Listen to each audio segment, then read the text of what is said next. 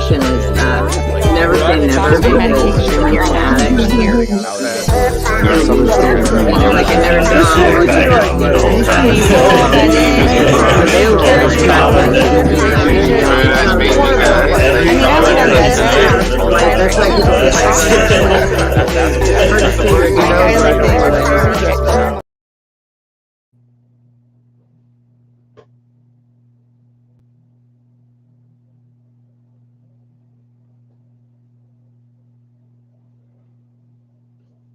Wonder if I loaded the wrong one. Anyway, welcome to People in the Boxes, everybody. Happy Thursday. Welcome back. We got episode 35 for you tonight, guys. This is the show, remember, that asks you to share your experience. We're going to all share up here. We're going to be talking. We're going to hang out. And we want you guys to share as well in the comments, no matter where you're coming in from. We're on Facebook, YouTube, Twitch, Twitter, Rumble, multiple places on Facebook. We're on GrowFam, hashtag GrowFam for life, everybody. And then, let's see. I do have a video to play for us. I wasn't paying attention to the intro though. I think that was the wrong intro clip because I didn't have the clapping at the end, but it did the trick. It did the same, it was the same video just without the clapping. So we're going to play another little clip for tonight's episode, but I want to say yesterday was International Women's Day. So happy International Women's Day to all you women out there. We definitely love and respect every one of you. Jason, you are muted still, just so you know. But thank you guys for coming up. We got 9 people already in the house. Very, very good. This is a much quicker way to do things now that I'm doing the events and getting that pushed out there. We are going to, I think we're probably going to have a couple more people join us. So we're going to play that video and then we'll do our intros and say hello to everybody. All right, guys, check this out.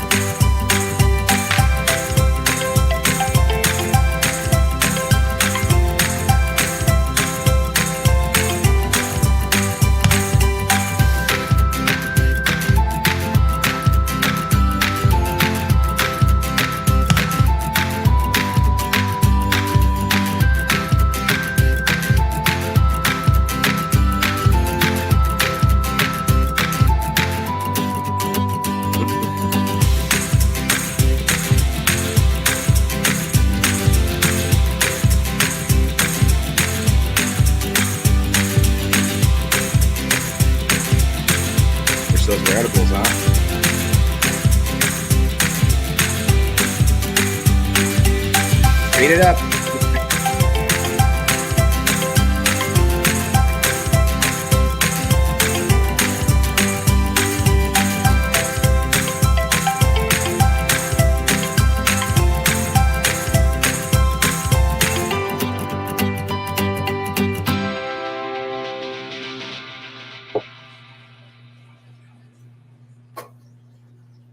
Great job.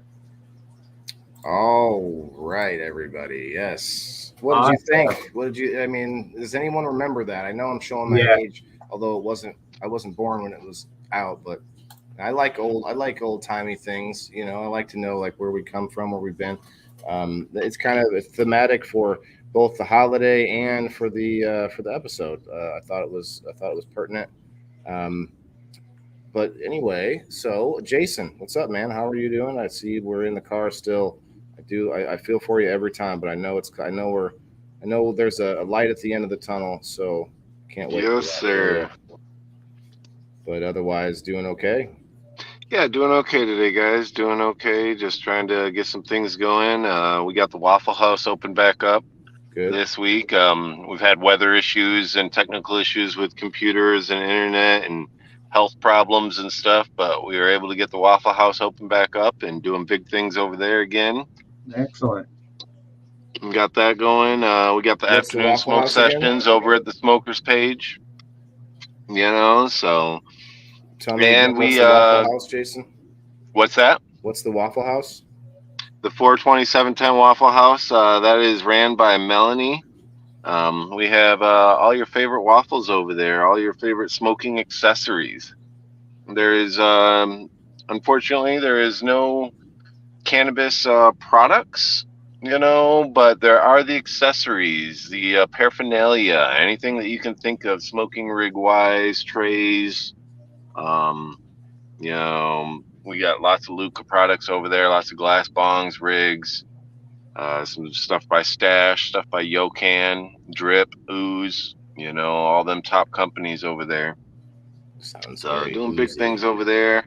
We got some plans coming up for the 420. We're trying to get things scheduled so we can meet up with the family and be at the comedy event, Man, just that's going to be awesome. trying to get things going. So, and once again, I want to point out, we'll shout it out, but I want to make sure if something falls through or whatever, like I'm not going to be, but it is going to be awesome if you guys can make it. So I'll be excited about that. Steve-O's pretty close by, but not close enough for us to hang out every day, so he's going to be there too. Steve-O, what's up, man? How long were you were already? You've been live for like 5 hours already. No, yeah, so it was a great afternoon tea time session that we had, and I've got some big things coming on Wednesday. I'm going to be on Peace News and Views with Ron McNabb, and we're going to be interviewing Kim Cooper for their 1-year anniversary this Wednesday at 7:00. Right, and you said Nice. that I didn't know this, but Steve, you're going to be doing this every week then. Yes, Kim fun. asked me to become her new co-host for Peace News and Views on Wednesdays from 7 to 8 p.m. before we start GrowFam. Now, is that on the NOK network? Yes, it is on the NOK network. Okay. Yep. So, we're some still big on there things for Monday's show, but definitely moving some things around. We're moving game night to Sunday nights. Right. Just because of yesterday, we do a show on Grow Fam, and we moved that to the evening time. So we're going to be doing that at nighttime, kind of around 8 o'clock prime time. Yeah, I mean, I wish I could go a little earlier, like you do, Steve-O, but usually I have my son about that time, and it's just not the time of day for me. So. Well, we're having a great time at tea time in the afternoon with Sir Steve-O, Wayne, and certified friends. So we appreciate everybody coming through like they do. Thanks. Nice. So, guys, I'm going to get the link in the comments, but remember, we're on a whole bunch of locations today. So if you want to come up, please make us send us a comment. Tell us that you'd like the link, and we will get you up here because we want people to come up and share. We don't want you to come up and just sort of take over and start talking randomly about anything. We do want you to hope that you have something topic related and in general, and make sure that you're courteous to our other people up here. You try to give some room. Every one of us, and including Melanie, we're all pretty good now with each other as far as conversation goes. But anybody that wants to come up, definitely remember, headphones are highly recommended, and all that stuff. No background noise. But we do have a couple people. Okay, send the link. All right, I'm already getting messages. We got 18 people in the building right now, guys. 18 people and only 10 reactions. Let's get a couple more reactions, guys. Hit that like button. Show that love. I don't even care if it's a mean face. Share us out. Any reaction at all. Give us something. Give us something. There's 11. That's one. Can we get another one? Can we get another one? It's funny. Sometimes StreamYard doesn't update right away either. Let's get some background tunes going. There's 12. Come on, guys. Let's go. Yeah, you got like a Price hello, is Right Macy, game going Valerie, on. Jane. Hello, everybody. Ooh, 16. Look at that. Just jumped up big time. 16 people, 16 reactions. I love it, you guys. Thank you, guys. I know sometimes we forget to do that, but we really appreciate it. I might be forgetting. It's an algorithm check, guys. Okay. It's an algorithm check. I mean, that's really what it is. And with us being in the cannabis industry, the algorithm check is a huge, huge thing for us because we can get shadowed without even knowing.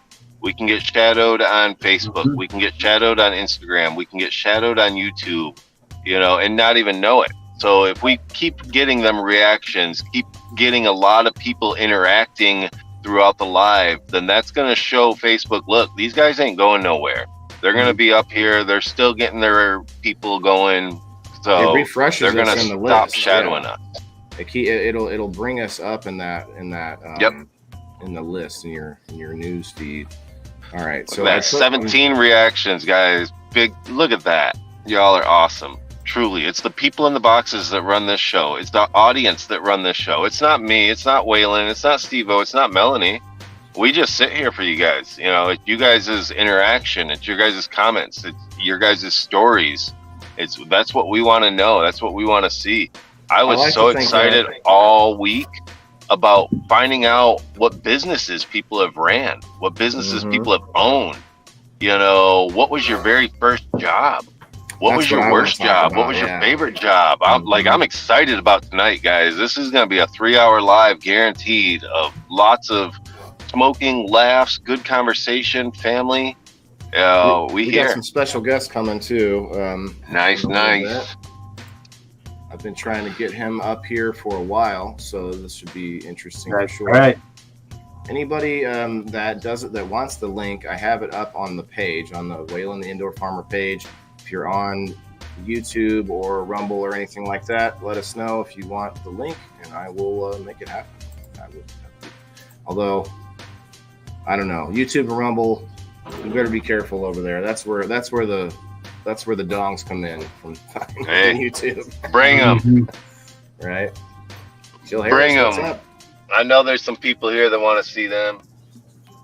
Doing well. Debbie Potts, what's up? Hello, Jill. Valerie, hello, Valerie. # certified. Got Macy in the house. Soil. So we got Philip coming up, one of my supporters, and what can't I think of the word? What's the word? Sponsor. Jeez, goodness gracious. Oh, we got Maui Queen coming up. Hang out. Wow. Hi, Maui. Thanks for coming. Maui. This is going to get intense. I seen your shroom earlier today, Maui. I need one. My what? Shroom. Speaking the lighter holder shroom. Oh, she's Jesus. Oh, she just got off certified. Yeah, she's tired now. No, I said I have to pace myself so I can come up to people in the boxes and not be asleep. Hi, Jenna. Hi. Wow, there's a stranger. Yeah. Well, hello, Teacher Jenna. I haven't seen you for a little while. How have you been? I'm great. I'm glad you're here. Spring break, baby. All right. Wait, what? It's spring break already? I thought it was college spring break. No, our schools get it too. You guys get spring break, don't you? Yeah. Yeah, but I thought it will be the first week of April. Right, that's what I thought ours is for kids. Is first April, last week of March, first week of April. It's the first week in April because Easter's on April 9th this year. Jason, speaking of mushrooms, I want to show this off real quick. We Quality Lou blew these while live with us last night, and I'm kind of killing two birds with one stone here because these were the choices. I forgot who the winner was. I wrote it down. Oh yeah, Regina. Okay, Regina will have to pick between these three pendants, but yeah, that's all I wanted to. Number nice. Who did them? Getting the options. Quality Lou, Quality Glass. Oh, Quality Lou from Quality Glass. Okay. They are now I have one of his pieces. Cool. They're co-hosting with me on Wednesdays now, and I it's almost a sponsor because they're basically making something while we're live, and then we're going to give it away. So it's kind of a cool little side thing. One of our past members or ex-members, they chose to leave a while back. Bought one for me for a gift one time. So. Oh, nice. Yeah. Well, they're I don't know. Some people know, some people don't. I have over 100 glass pieces. I have a very, very large glass collection. I can't wait to do that. We're definitely doing a collections episode. That's going to be really good. All right, I'm going over to GrowFam to put in the link if anybody wants to come up. We got 7 people hanging out over on GrowFam. GrowFam for life, guys. Actually, Ash just sent me a friend request. I gotta accept that. Cool. Yeah, definitely. Yeah, good people for sure. Yeah. Oh yeah, I thought I already was, but through this hiatus of the last 7 months, you know, it's people have things have just fallen behind a little bit. Matthew, what's up, buddy? How's it going? I think this is the best dressed person. He's working out audio, it looks like. I don't think I've ever seen anybody dressed this nice on People in the Boxes. That's probably not from the. Are we at the wrong show? I don't know if it's on. Nope, can't hear you yet. I feel like I'm on Dateline NBC about ready to be interviewed. And I think, Matt's a man of many colors. Matthew, We don't want to bombard him too much, but we're definitely going to ask him about what he does because he does a lot of cool things too. Can we hear you now? Yeah. Yeah, I'm pretty sure you can hear me now. Yeah, we got Gotcha. it. Got it. Awesome. Matt, how are you, buddy? I'm doing well, Waylon. How you been? Oh, busy, very busy. I took just so everybody is aware, I took a double microdose today, about 2 hours ago. So see how that goes. Are you trying to build up to a certain amount? Like, are you trying to do a microdose every day, or what are we doing here? So it's my first experimental, microdosing journey. So what I'm going to do is I'm going to first I did one Monday and I did one Tuesday, one dose. Felt good, felt fine, no issues, no unusual feelings. And I felt like it was good. I felt like I was feeling better, but it was also really nice outside. It's hard to say. So today I'm taking 2 just to sort of to see where that line is. I'm not going to go for a handful. Like I've done a macro, like a recreational use before, but I'm just trying to see, where that line leads me, and if it just, I don't want to get all like crazy giggly while I'm trying to do a live stream, but I also, I don't mind the extra energy, the different ways that you kind of look at things. So it hasn't been a bad thing so far. We'll see how it goes. Now, are you taking a full spectrum, or are you taking a specific kind? What are you doing? This is Burma. Burma. That's it. Burma. Yeah. Burma. Where's Okay. Dan? Is Dan coming? Oh, Dan. Let's see if he's at. I sent Dan the link already. He's eating there. Philip's gonna be coming up here What is in a minute too. microdosing, by the way? So it is psilocybin. It's the mushrooms, the colorful mushrooms, the trippy mushrooms. I don't know how else to put it. It's called psilocybin. Psychedelics. Psychedelics. Yeah, they put it into Dan can explain this better, but the process of getting those spores into a small like pill form or capsule, and it's all dried out and preserved in such a way that it doesn't go bad or anything like that.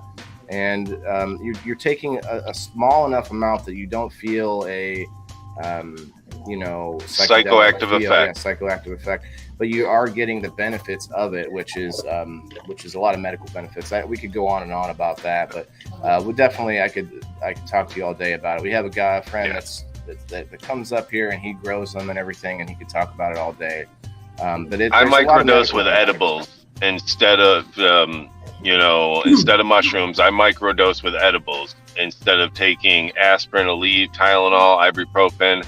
I don't take any pain relievers, headache medicine, any of that. I do a little bit of edibles all day long, so I constantly have THC all day, through my rheumatoid arthritis. I have a steel plate, metal rods, pins and hinges in my elbow. There's no elbow here. This is all fake.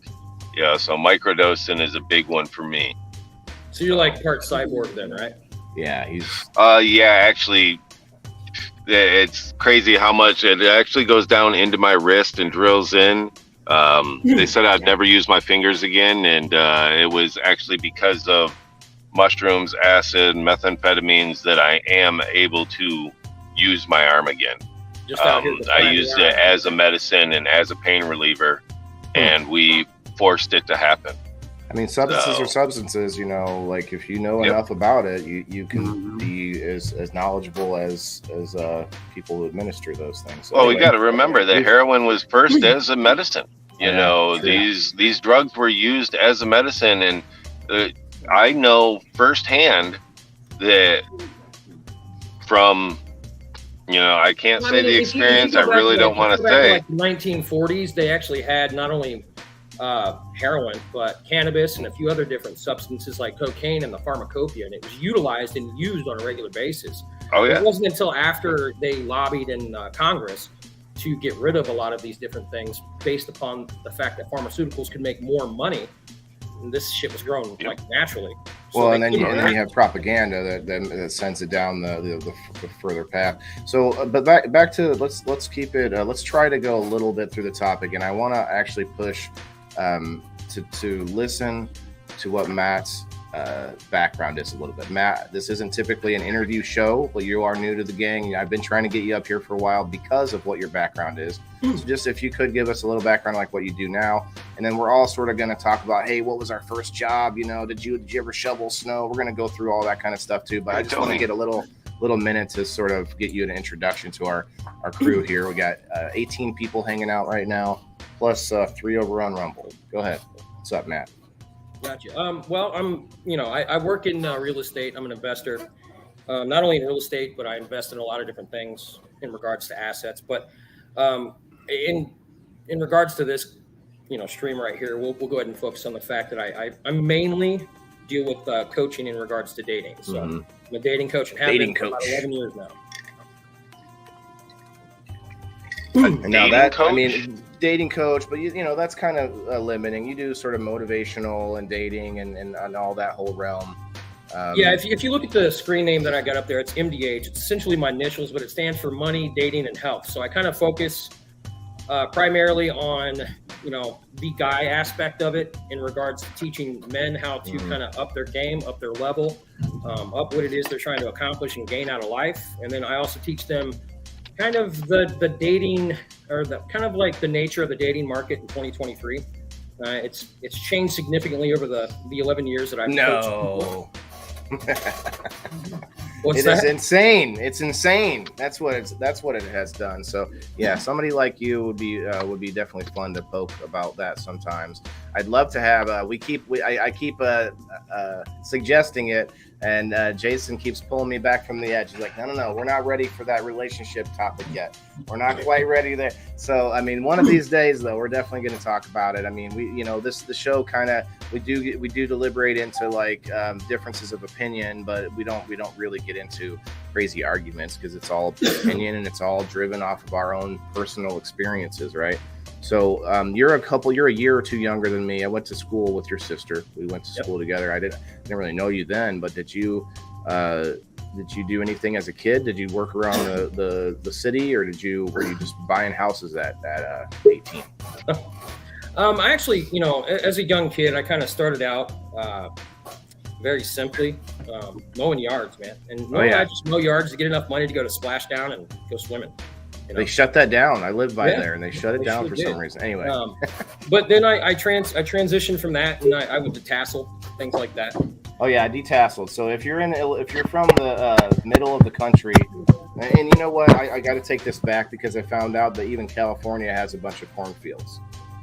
So there are cornfields all over the place. We think about in Illinois like we're just the only source of corn in the country, but yeah, we definitely do a lot of detasseling in here, and it was good money as a kid. It was like $8 an hour for like a 13-year-old kid. But yeah, so you did all those kind of things. All right. So After Jason, the detasseling, I kind of transitioned, and I don't know if you guys or if any of you guys are familiar with like Lake of the Woods or the Dunlap area. Well, we're all over the world right now. Myself would be maybe Maui Queen. There's only two that could know about that. Maybe. So essentially, I don't know if you remember Woodcutter, that restaurant there in Lake of the Woods. Nope. Well, I actually started as a dishwasher there when I was 15. Man, that teaches you some shit, being a dishwasher. Speed and just, getting it done, not worrying about details too much. And heck yeah. Well, it teaches you a little bit of discipline, responsibility. Sure does. When you start from the ground and you work your way up, I started doing dishes. I went to become a salad boy, and then I worked in the kitchen, so on and so forth. But Did they call you a salad boy? Yeah. All right. Yeah. Well, bye, weird Jenna. enough as it is. Yeah, I basically did a lot of that too. Jason, how about you? Did you do any mowing grass or anything? My very first job, I've had probably 1,000 jobs. I've owned more businesses than I like to admit. But my very first job was a paper boy. Me too. After being a paper boy, I was a bottle boy. We, in the state of Michigan, we have bottle and cans. You get to return them for 10 cents a piece. Before the machines counted them cans, individual people stood back there and counted. They would bring in a bag, and you sat in a room and you counted them cans and threw them into a box. You printed up or handwritten a little sticker and gave it to them. They went to the service desk and got their money. Nowadays, these machines take them. Then I was a bag boy. I bagged groceries. Nice. Once I got of age, I went to the gas station, because I started working at, I think it's about 14 years old is when I went to an actual store to start working. Before that, I was the paper boy, but my story became a little bit different when I hit 15 and got emancipated. So it just became a little bit different, moved out on my own, and things were kind of, Hectic. had to grow up real How old were you when you fast. first moved out on your own? Yeah. Pardon me? How old were you when you first moved out on your own? 15. Wow. That's young. 15. I moved out on my own when I was 16, but a lot of guys don't really do that nowadays. No. In today's current social market, most kids live with their parents into their mid-20s. I guarantee no one had my situation.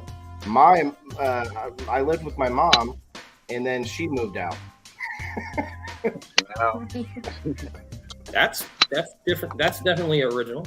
We didn't have any fight or anything, I promise. It was just like, She give you the house or what?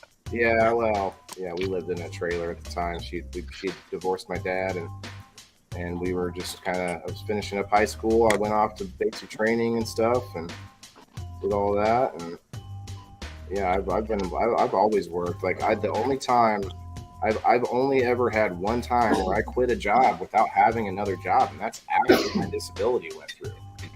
I always make sure I have something going on before I ever leave somewhere. And that's not always the case for some people. Some people just cannot seem to find work, And Well, let's go ahead. Yeah, let's start at the beginning. You were saying the first job for everybody, and my thing now is our kids, our youngins, our teenagers, they don't have that opportunity anymore. People aren't hiring young kids anymore because there's not the bag boys, there's not the bottle people, there's not the car wash attendants. You have to have a college education to run a freaking computer nowadays. So, and our cashiers, they're self-scan machines now. So literally, where are the jobs that these kids are supposed to go to that all of us had when we were younger? So I think we're definitely had an advantage over certain kids nowadays and young ones with these jobs. They're staying home longer and going to work later and stuff, and not even the side jobs, like not let alone getting hired, but like paying someone to mow your grass is harder and harder to do right now. You got to do it yourself or whatever, save that money and stuff. I just want to say hi real quick. We got Philip in the house, Soil Focus Farms. What's up, Philip? We got Brent. Brent is first time up on the show. What's up, Brent? but What's I up, don't remember man? even seeing you talk before, Brent. So My son actually works with me. who does? My son, my oldest Oh. son. That's cool. Nice. Family business is tough. Has anyone ever Yeah. else ever worked with It's family? not family business. Just when he was 18, I got him a right. job with me. Working together, I guess is what I mean. Nice. Like I guess Yeah, there is a difference between family Trying to business. teach him everything I know. Yeah, I actually have a few friends that work with their fathers, and what I've come to realize is that when a father can set an example and can lead by example, the son can learn from the father in that way. It teaches a cultural, generational understanding of what it means to hold those responsibilities when it comes to the diligence in working and being disciplined to do the job. I think a lot of us are spoiled too. Yeah, They're not thinking that, but they're soaking it in more because it's their parent or their family or someone, and instead of just someone they look up to. I mean, that can be as powerful, but if you don't look up to your boss or anyone, it's rooted again. Goodness. and I think that's part of the problem with our cultural society today is that we have this epidemic of fatherless homes, and It's a big problem, for sure. it's a massive problem, and you've basically got the blind leading the blind out there right now. And they really don't understand how to navigate the world, so they kind of bumble around in their 20s, and it isn't until they hit about their 30s do they start to realize, hey, I'm fucking up. I'm not doing what I should be doing. I'm beating my head against the wall, trying to do the same thing over and over and over again, expecting different results, and it's getting me nowhere. And what I found is if you want something different, you have to do something different to achieve it. Yeah, but then you have the what we also are seeing nowadays is people wanting to try other things. They're like, well, my dad or whoever, worked his hands to the bone. I'm not going to do that. I'm not going to do that. I'm going to find a way. I'm going to find maybe not easy street, but I'm going to do it, without having to work. And so people over generations start to go back and forth. So we're going to have a bunch of softies, right? But then we'll have to tighten up because shit's going to fall apart or whatever. And the next generation is going to have to end up becoming harder. And there's a whole saying that goes with that. And I've said it before. It's something along the lines of, what is it? Hard men make easy times make weak men make hard times. It's kind of something along those lines. And it goes for anybody, really, people in general, as we start to, we reject the previous generation. It's kind of a natural thing. And then we end up finding out, oh shit, there was stuff that, like work ethic and stuff that they had that we should maybe hold on to little bits of that here and there. So yeah, I always I had 2 paper routes when I was 13. It was so weird too. I was walking, a friend of mine and I were walking in the rain. It was pouring rain, and this guy pulls up to us, right? Classic like what do you call it? Like abduction Creeper type van scenario. Yeah. In this car, he rolls his window down, and me and my friend were like hellions at the time, so we would have just been all over it. But he offers us a job just like randomly in the storm. Yeah, like offers us a paper route. But then he ended up quitting his paper route, so I took on both of them, and it was a good time. It taught me a lot, but I had to wake up at 4:30 in the morning every day before school, and I walked both of them. I couldn't ride a bike because it was so hilly. My whole neighborhood was like nothing but hills, so it wasn't worth it. Hi, Melanie. I had a wagon that I pulled behind me. Hey, Waylon, were you barefoot going uphill both ways? No, but there was lots of snow. I will tell you that much. If you know the area. I do. Hello, Is Melanie. Waylon frozen for anybody else? Yeah. Oh, thanks for telling me. I don't watch myself, and my camera freezes Okay. up. Oh, I just thought he was looking at the other screen. No, like he's playing the really good game of not move because he hasn't moved a millisecond at all for like the last 5 minutes. What's happening, guys. I have a brand new computer. I have a brand new camera. First world problems, and for some reason, no matter what, this happens when I do a live. I'll be right back after these messages. Well, we got 20 people in the building, guys. So thank you, everybody. Hit that like button, guys. Make sure to hit that like button and show some love. 4 people on the Rumble side. Appreciate each and every one of you guys. I had a comment from Rumble yesterday. It was pretty exciting. It was Channel 2 Action News, and their only comment was, "Oh God, with like 4 exclamation points. That was it. Like, all right. I was like, can you elaborate? Like, is that good? Is that good? Is that bad? Let's talk dirty jobs. Anybody had any jobs that were just freaking like, oh my God, they would never go back to again, that it's just horrendous, or like, man, it's a dirty job, but that shit pays? I would say detasseling for me was the dirtiest of any job, but yeah, I only lasted 1 day detasseling. And I I was was not familiar even with pulling those Prairie things Farms? down. Prairie Farms, yeah, we all know that. I used to work in their freezer. Oh, Meat. No, milk. Okay. Milk. Ooh, sour milk. Ooh. Yeah, it was horrible. That could be fun. I've been At the a time, it was- bartender. I've worked at Long John Silver's. Like there's a lot of little dirtiness in every job, right? Long John Silver's. Oh, them you ain't just get covered dirty. Well, hold on, man. You get covered in grease at Long John Silver's. I'm talking like- Everything in the place. let me let's pull some plumbers shit. in I've here. never been- yeah, I've never. Let's we don't pull have- some plumbers in here that have had just Let's get covered in Mike Rowe. shit, or somebody that's got a like artificially job's inseminate a dirty. cow. Like Somebody tag Mike Rowe. let's go to the farm and do something that, come on. Talking Made some driveway dirty job. sealer, that I would ain't be talking like you nice. gotta clean the bathroom and mop the floor. I've done Yeah, roofing. that's- Well, hold on, man. The Long Johns. Have you gotta ever take seen the buckets public of hot water restroom and flood the bathroom? whole restaurant? Oh yeah, I've owned a cleaning company. I owned a cleaning company for 10 years. We went in and cleaned vacant houses, vacant apartments. I've had painting companies where we did that. I've owned carpet cleaning company. I've owned my own restaurant. You know what I wouldn't want to Can do I ask a is- question real Yeah. quick, guys? Do you mind if I ask Yeah. a real quick question?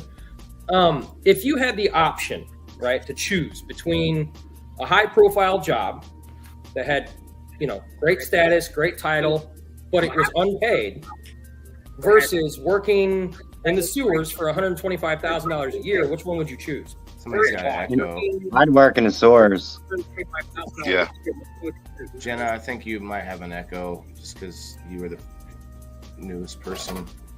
Thank you. I don't hear it anymore. I'd actually been at the same place since I was 18. And I'm well, that's 40 now. lucky. Now, I I'll would tell you choose what. sewers. You know what I I would wouldn't choose want to sewer. do? I would not want to work in a hotel cleaning hotel rooms, depending on the hotel. No matter, Well, almost no matter Felicia what. does that. I know. Steve. I don't wish that upon anyone. I've heard lots of stories. She probably has Yeah. plenty by herself. I got but, fired from the hotel from having sex in the pool, and I wasn't even there. Tell me how that one works. That's Damn, you're good. That's a Right. accomplishment right there. So High that's school bathrooms, high school behind. girls' bathrooms. Wow. Cow My manure. job- Ooh. Dirty. Wipe Oh yeah, Girl. you do you clean, Elisa May? No, I take care of people. Oh okay. Home Yeah, care. that can be dirty, but that's I mean, Oh yeah, home care is hard. pulls on the heartstrings though. You know, it's Yeah. it's Yeah. tough. It goes both ways. Hotel Being you in, have, Jane. Being in real estate and having rental properties, Mm, I can tell you there's sometimes I'll walk into one of my properties and it is just. Sometimes I wish I could just bulldoze the damn thing and start over. Mhm. so that's tough because I know and we're talking about jobs and careers, but when you own your business, Jason and can speak to this as well. Like it's a different thing. You can't just walk away. You can sometimes, like you can find ways to do it, but you have to find out how to get out of it without hurting yourself in some other way or whatever. Filing bankruptcy isn't always the answer. So, You know what I've also learned is that a lot of people want to say they want to own their own business and that it'd be a lot better if they had their own business. you think Jason, that, would right? you agree? Would you agree in stating Oh, hell that no. if you actually work 10 times harder owning your own damn business than you Yep. would working and punching a clock for somebody else? It is 24 hours a day, 7 days a week. There's not enough time, not enough days, not enough. And it was like, I can't say I'll never do it again, but I honestly don't think I want to do it again. I really don't think I want to. I would rather do 40 hours for somebody else than deal with the stress that owning a business comes with. See, I'm the exact opposite. I could never go back to punching a clock for somebody else. It was hard for me at first, but I got used to it. And being a people person, really, it brought me back to people, because when I owned my businesses, it was hard. You can't have friendships. Yeah. You can't make friends. No, this is a job. This is I'm paying your bills. You're paying my bills, basically, with my employees. But to have a friendship with your employees, it's hard. You can't, it makes it difficult. And then hiring family, working with family businesses, that makes it very difficult. So I found it easier for my stress level that I'll go back to a 9 to 5, nowadays we are lucky enough with door dashing. We are lucky enough with online businesses, with certain things that we can make a little bit of extra money and take a little bit lower paying job that makes us happier or doesn't stress us out as much. Right. Now, yes, let me ask you this. Matthew, do you have any employees? I got a few, yeah. Okay, because I could foresee, and I've interviewed people like this already. This guy that owns a CBD store that I did a review for, Indoor Farm Reviews Tuesday night. Check it out. So we talked to him, and the guy says that he doesn't want to get any bigger. He's his only employee. He's got his face, and if he was to go bigger, there would be all these other problems that he'd have to deal with, as far as more inventory, all these things. And he mentioned, and I thought that was interesting, because there is that jump to get to your first employee that's a hard choice. So I could foresee, then, to Jason's point, all these digital jobs and side jobs that can become a business without you having to take on a building or employees and things. I want to hear from Jenna, though, because she is the only one here for international. Jenna, what age can you give us like a general? And this is, of course, where she's at in Canada. Maybe not the whole country, but like what's the age that somebody goes to get a job? Like we do like 16 is when we're allowed to. Typically, you can do other little things before that. Like what do you? My first job, I was 14 and I worked at A&W flipping burgers. Okay. It was the best job of my fucking life. You got checks? You got paid with a check? Yeah. Like it was official? Okay, go ahead. Yep. My mom had to drive me to work, and I saved up all my money and bought my own car. Then 16, I was driving myself to work. But at that point, from 14 on, I've had one or more jobs, because I used to just work at the places that if I wanted the kind of clothes at that store, I would work at that store. I'd get all the clothes I want, and then I'd move over to the tanning salon, and then I'd be getting my tan. And and so along the way, I just kind of like used places and went along. That's what I did with the paper route. I would use that money to buy clothes because my parents were poor and didn't really, they were, getting anything they could cheap, like garage sales and things like that. So I was like, no, I want, better clothes. Well, I'm going to work for it. And so I did. I was going to say one thing about the boss thing when you guys were talking. I'm a boss now. And I was like, the first time I had someone call in sick, I was like, oh, right. I'm the fucking person that has to deal with that now. You never think about like the other end. You just call in sick and you're like, hey, see you later. See you next week. And I'm the person on the other side now being like, fuck.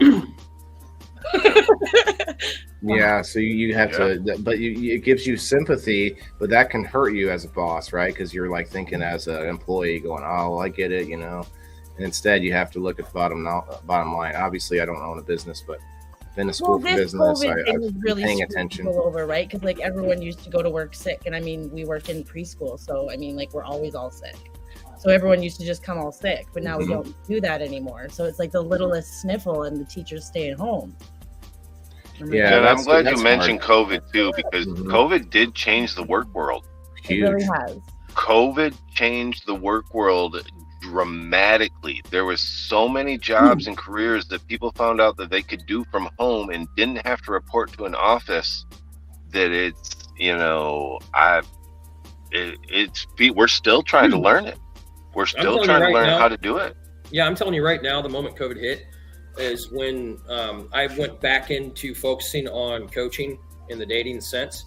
And it literally just blew up because there were so many people who were sitting at home and they didn't have anything else to do. So that's kind of where it would run into. But you're right. I mean, the world has changed drastically since the advent of the stay-at-home understanding of networking and working. Well, New York alone, and I don't think any of us here on the east, but there are so many commuters that don't commute anymore. People are saying that the streets are just like ghost towns and stuff. It's very weird, like in the cities. I'm on the east, Pennsylvania. Oh yeah, I've definitely heard that New York's traffic has lightened dramatically. That the traffic is lightened down. Here's But everybody. Now, Yeah, don't crazy. hold me to these stats, but if I remember correctly, I think it was in a Scandinavian country that when COVID hit, all the women who were in the workforce over there went home, because they had to. And then once they were released to go back to work, I think about 62% of them decided they wanted to stay at home instead of go back to work. A lot of us are thinking the same thing. Like, well, it is. I can make this work in other ways or whatever. And then Right. the government's giving us more incentive to stay home, like the extra stimulus, the extra everything.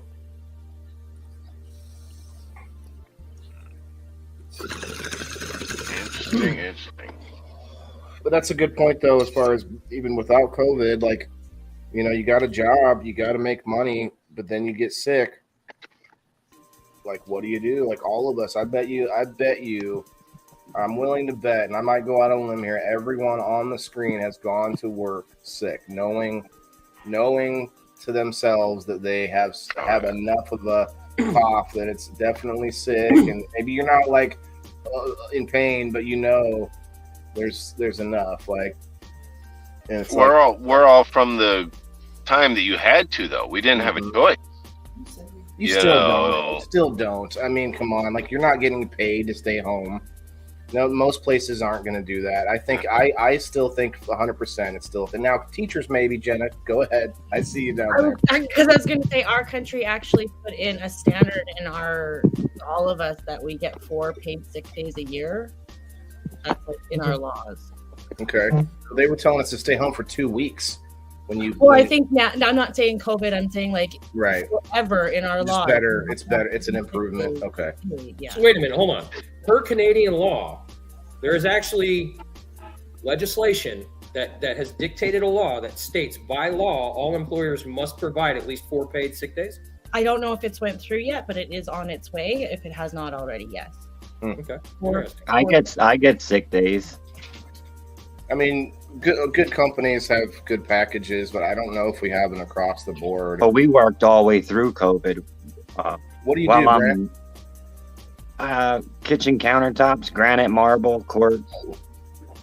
Your substances and your Where do you live at, Brent? I could probably use you on a few projects. Yeah, we work with a lot of builders, like fireplace surrounds, vanities, outdoor barbecues.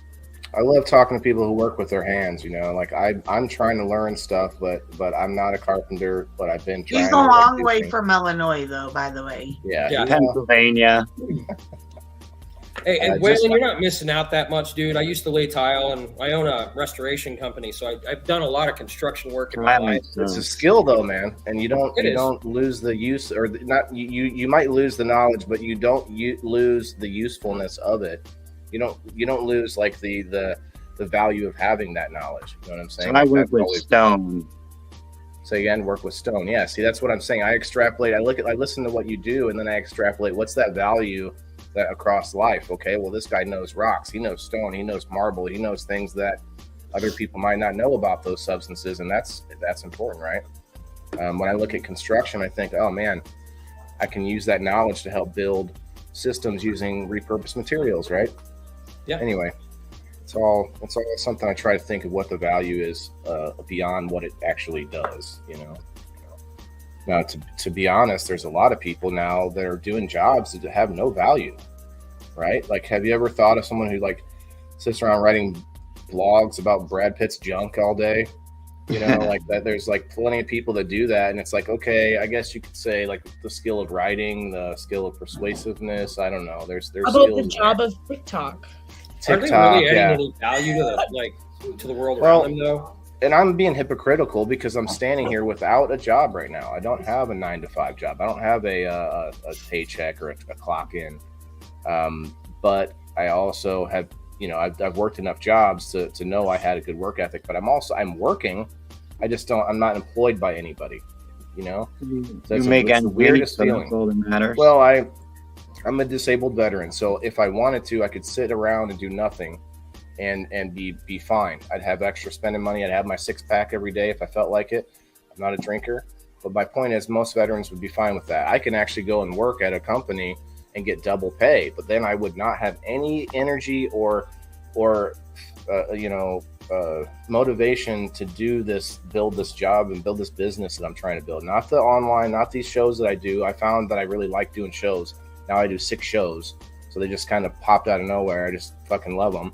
But that's not what I'm up here trying to do. I'm trying to build a company that grows food and sells it. You know, like that's like my a brand. end goal. Huh? Like a brand, yeah. Yeah, this is my brand, and I feel like anybody who builds a company these days needs to be online, needs to be pushing it. But it also is about pushing the importance of it. And I think a lot of people look at their job as like, okay, that's my paycheck, and then they buy all the things with that job, with that paycheck that they could be doing themselves. Like so many of us, we don't have a garden because we think it's hard and more in work, right? But then we go to work and we feel like our soul's being drained out of us to get the money that takes the place of what you could have do in your garden. Does that make sense? Like you still need money on top of what you could do at home. But my whole angle is like, if we all did a little bit more of things that we consider self-sustainable, then you wouldn't have to work as hard at your job doing it for yourself. Like Matt, yes, you work all day, every day, right? But it's a labor of love, right? It's your company. So isn't there more satisfaction in that than at the end of the day than when you have your boss say, attaboy, give you a little pat on the back? Like, yeah, I guess I'm not the golden retriever type, if you will. But I mean, everything that I do is a means to an end. Before I came back to Illinois, I had a ranch out in Oregon, and it was fully self-sustainable. We actually had a hydroelectric generator in the river. It ran all year long, and it was hooked up to a reverse osmosis system that would filter water back up to the ranch. My other half, she would basically grow everything heirloom seed in a greenhouse outside, and I'd hunt for our meat. So we were off grid for quite some time. It wasn't until both my parents passed away that I had to come back to Illinois to deal with that I wound up having to get back into the rat race of what I call city life. Did you get used to it though? I think if it's just if it's a way of life and you get used to the things like the different things, the composting and stuff like that, if people got used to that as a normal, then it would be, it would make sense. I mean, now, personally, Waylon, I loved it. I hated coming back to the city. I hated coming back to this. I wanted to stay out there, but as a man, I'm responsible for my family, and with both my parents passing away, I had to come back and deal with that. But deep down, when it comes to it, I really honestly believe that if we as a whole were more self-sustainable and not reliant upon, big corporations to bring us our food and whatnot, I think we'd be a lot better off. Right. And I think people don't really think about it this way, but when you think self-sustainable, you're actually thinking local. You're thinking your community, your local community. And so when we're talking jobs and business, small business, is so important to the economy. I saw this stat recently. I'm going to answer Jill's question in a second, but I saw this stat recently about, if you put, I forget how much, I'd have to look it up, but if you spent just like an extra $100 a month on a small business rather than the big ones, you put so much more back into the economy than as opposed to what the big businesses actually centralize back in. And to speak more about jobs specifically, so many of us live right at our means, right? Would you guys all agree that it's so hard to like actually live below your means, put that money away in the bank, actually start saving? But let me answer Jill's question. Jill, so I don't pay taxes on the money I receive, no. But if I was to get a job and I got a paycheck, yes, it would taxes come out and all that. But I don't pay property taxes is the thing. So technically I could go into real estate and really do well not paying property taxes. I think there's probably a limit there at some point, but so has anyone ever worked in medical field? Because it's like, you're not a customer. They're not customers. I worked at a hospital, and it's like, I caught myself a lot of times, referring to like, oh, wait, they're not customers, they're patients. They're kind of customers at the same time, a little bit. but not to you directly. So it was very weird for me. I know Lisa May does. So it's like, and you're in their house. That's even more like intense. You're like, okay, I'm going to work, right? You pull up to somebody's house, you hang out. I did in-home service for Sears, and that was weird, hanging out in people's houses. And I'm out in the middle of nowhere where like my phone doesn't work, and I can't even get a hold of my quote mentor or whoever that I'm supposed to call to ask questions. And then I'm talking, and specifically one incident, we had this old man way out in the country who couldn't hear. He was deaf, and then also the phone doesn't work, and you're just like, I'm trying to talk to him about his problem with his tiller, and it just like it just wasn't happening. I don't know. I'm just kind of going over different jobs I had. I did do. Well, then we gotta look at there's people in the back room. I hate to be a dick. There is, so we should maybe. Yeah, we do gotta rotate people. Rotate out. Yeah, I'll drop down. Thanks, Brent. Yeah, no problem.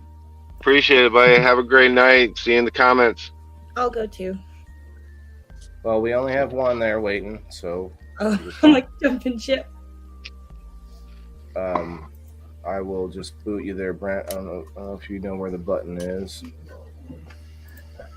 Here we go.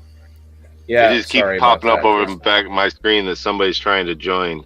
Well, so just so you're aware, we've gone to the Pro, and it gives us people like extra spaces in the backstage for people to hang out, so that they don't actually get booted. They can still be in, just not on the screen yet. It's kind of nice that way, so we can at least know who it is waiting. Kind of like sitting on deck. Yeah. Yep. Nice. So that's been a development. It just kept popping up saying somebody's in the back room. I'm like, okay. It doesn't give me any more prompts. It just, she's down there, and I just have to think about it. Also, I saw that her camera wasn't on yet, so she might be stepped away. I never leave it on if I'm not on.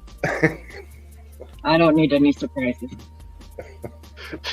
Don't be darling us now. Hello, Melanie.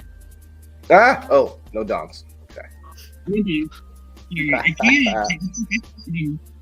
You sound like you're in a fishbowl for some reason.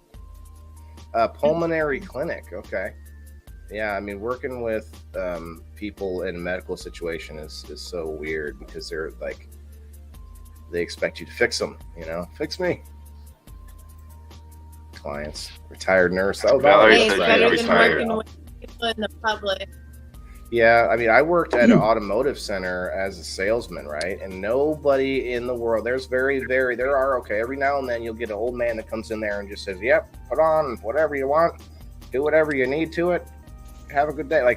But most of the time, people are not having a good day when they come into an automotive shop where they're like, yeah, my car is busted. And you want me to, how much? How much is it? And I've been called to my face a liar a bunch of times. Like, oh man, this one man made me so heated. I'm just like, I talked to my boss, I'm like, you better talk to this guy.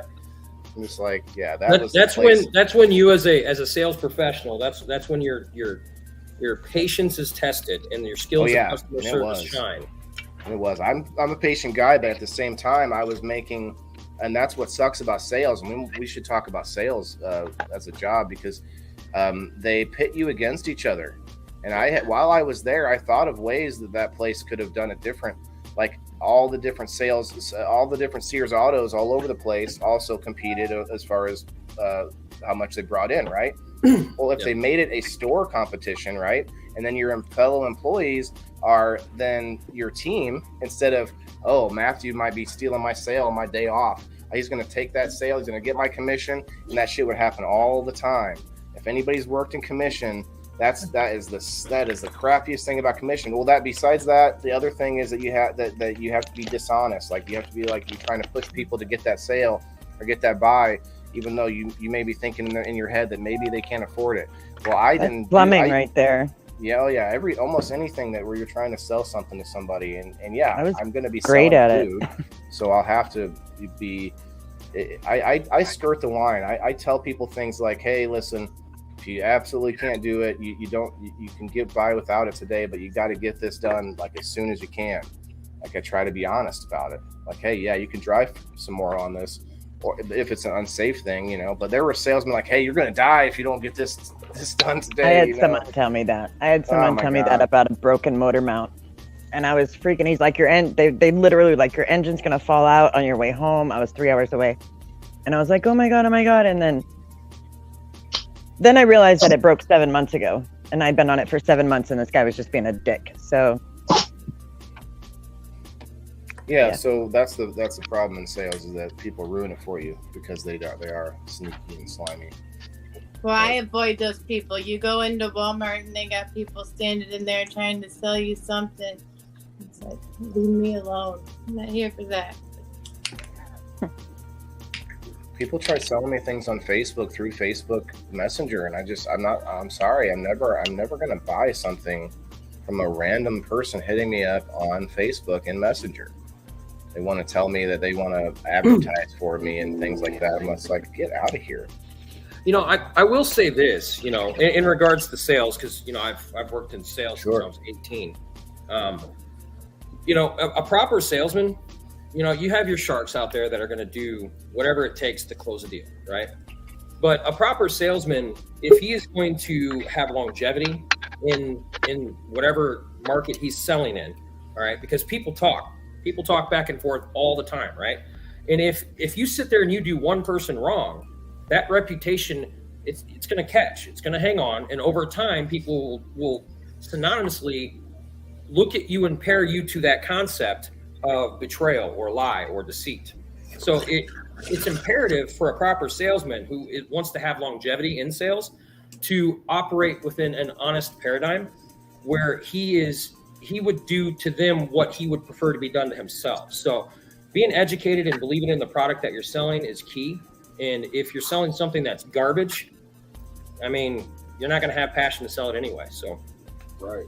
That's why the only thing I've ever done door-to-door sales with was something that I thought was would be safer than something that people are already using. I'm not going to go through the weeds, but I guess I'll pontificate for a second. But I do want to let Philip speak here, and I do want to let anyone that, like, Maui hasn't spoken yet, and I want to let Keisha speak. We have a new person in the back actually waiting as well that we haven't met. feel free to cycle me out if you need to. I got a client I'm going to hop on a conference call with in about 30 minutes. So, well, Matthew, I've been trying to get you up here, and I appreciate your input on this. So, and you've been pretty what's the word? You've been contributing, so I appreciate you. Who else hasn't? Who wants to talk? Jenna? No, I'm just gonna tell you I'm gonna go so that you can fill. Well, Jenna, I haven't seen you in a while, so I appreciate you hanging out for a while. No, I'm allowed back. Great seeing you, teacher Jenna. Yeah, she said I'm allowed back. This time, Jenna. This time. No, I'm fucking 6 weeks sober. I'm allowed to come back now, right? Wow, is that? I'm proud of you. I'm proud of you for that, and we can talk about it. I don't. Wait. Wow. You said what? You said what? Hello, Jenna. You said what? You said you are 6 weeks sober? Tony. Yeah. Amazing job. Wait. Is it because of school or just because you don't want to drink or? No, I quit smoking and I took that Chantix. Oh, you quit everything? So I just quit it all. Wow. Congratulations. Chantix has been hard for some people. You quit Chantix too, and anything? No, I'm not off Chantix yet. Okay. Wow, good for you. That is awesome. Thanks. Can you take me off the big screen now? We think you're beautiful. Yeah. We just wanted to see more of your beauty. Well, thanks. So anyway, so can I come back now? Congratulations. Yeah, you can come back, hang out in the comments, go down there. Okay, I'll message you. We can talk about it. But bye. Bye. Have a good day. Bye. See you in the comments, Jen. That's we got awesome. Miss Doris Jean. What's up, Doris? Hello. First of all, where are you coming in from? Smoking. She comes from Facebook. No, I mean, where at in Facebook did you find us? I'm sorry. Wayne invited me. Wayne, okay. I didn't see Wayne in here yet, actually. It's funny. He was here earlier. One of the first people in. It was tough, yeah. What kind of group is this? This is not a group. This is a show, and this is the show is called People in the Boxes, and the concept goes a little bit like this.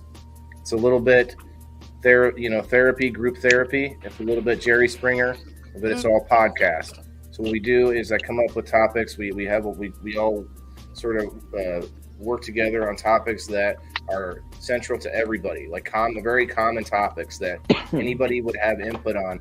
And then what we're doing is we're getting perspective. So we had, I think, 22, 23 people in here. We got 16 people still watching. We got 3 people over on Rumble. And you get all those perspectives, meshing together, and it gives people all sorts of new insights. And I tell you what, I'm not as diligent with it as I should be, but I write down almost every episode, something that I learned, something that maybe that we didn't actually hit on that topic that we can always come back on, because we're going to revisit things. So that's what you're looking at. We're just a group of people that are coming from different angles, different businesses, different followings, different groups. And hello. Howdy. We let anybody come up from the audience to share their experience. Tonight's been extra busy though. It's the first time we were able to have somebody hanging out in the backstage. That was cool. There's still people in the backstage. No, I don't see anyone. No, there's nobody back there. Oh, mine's That's on me. delay. That's my other computer. Oh, okay. So Yeah, it says one person in the back. No. So yeah, Doris. So tonight we're talking about jobs and careers.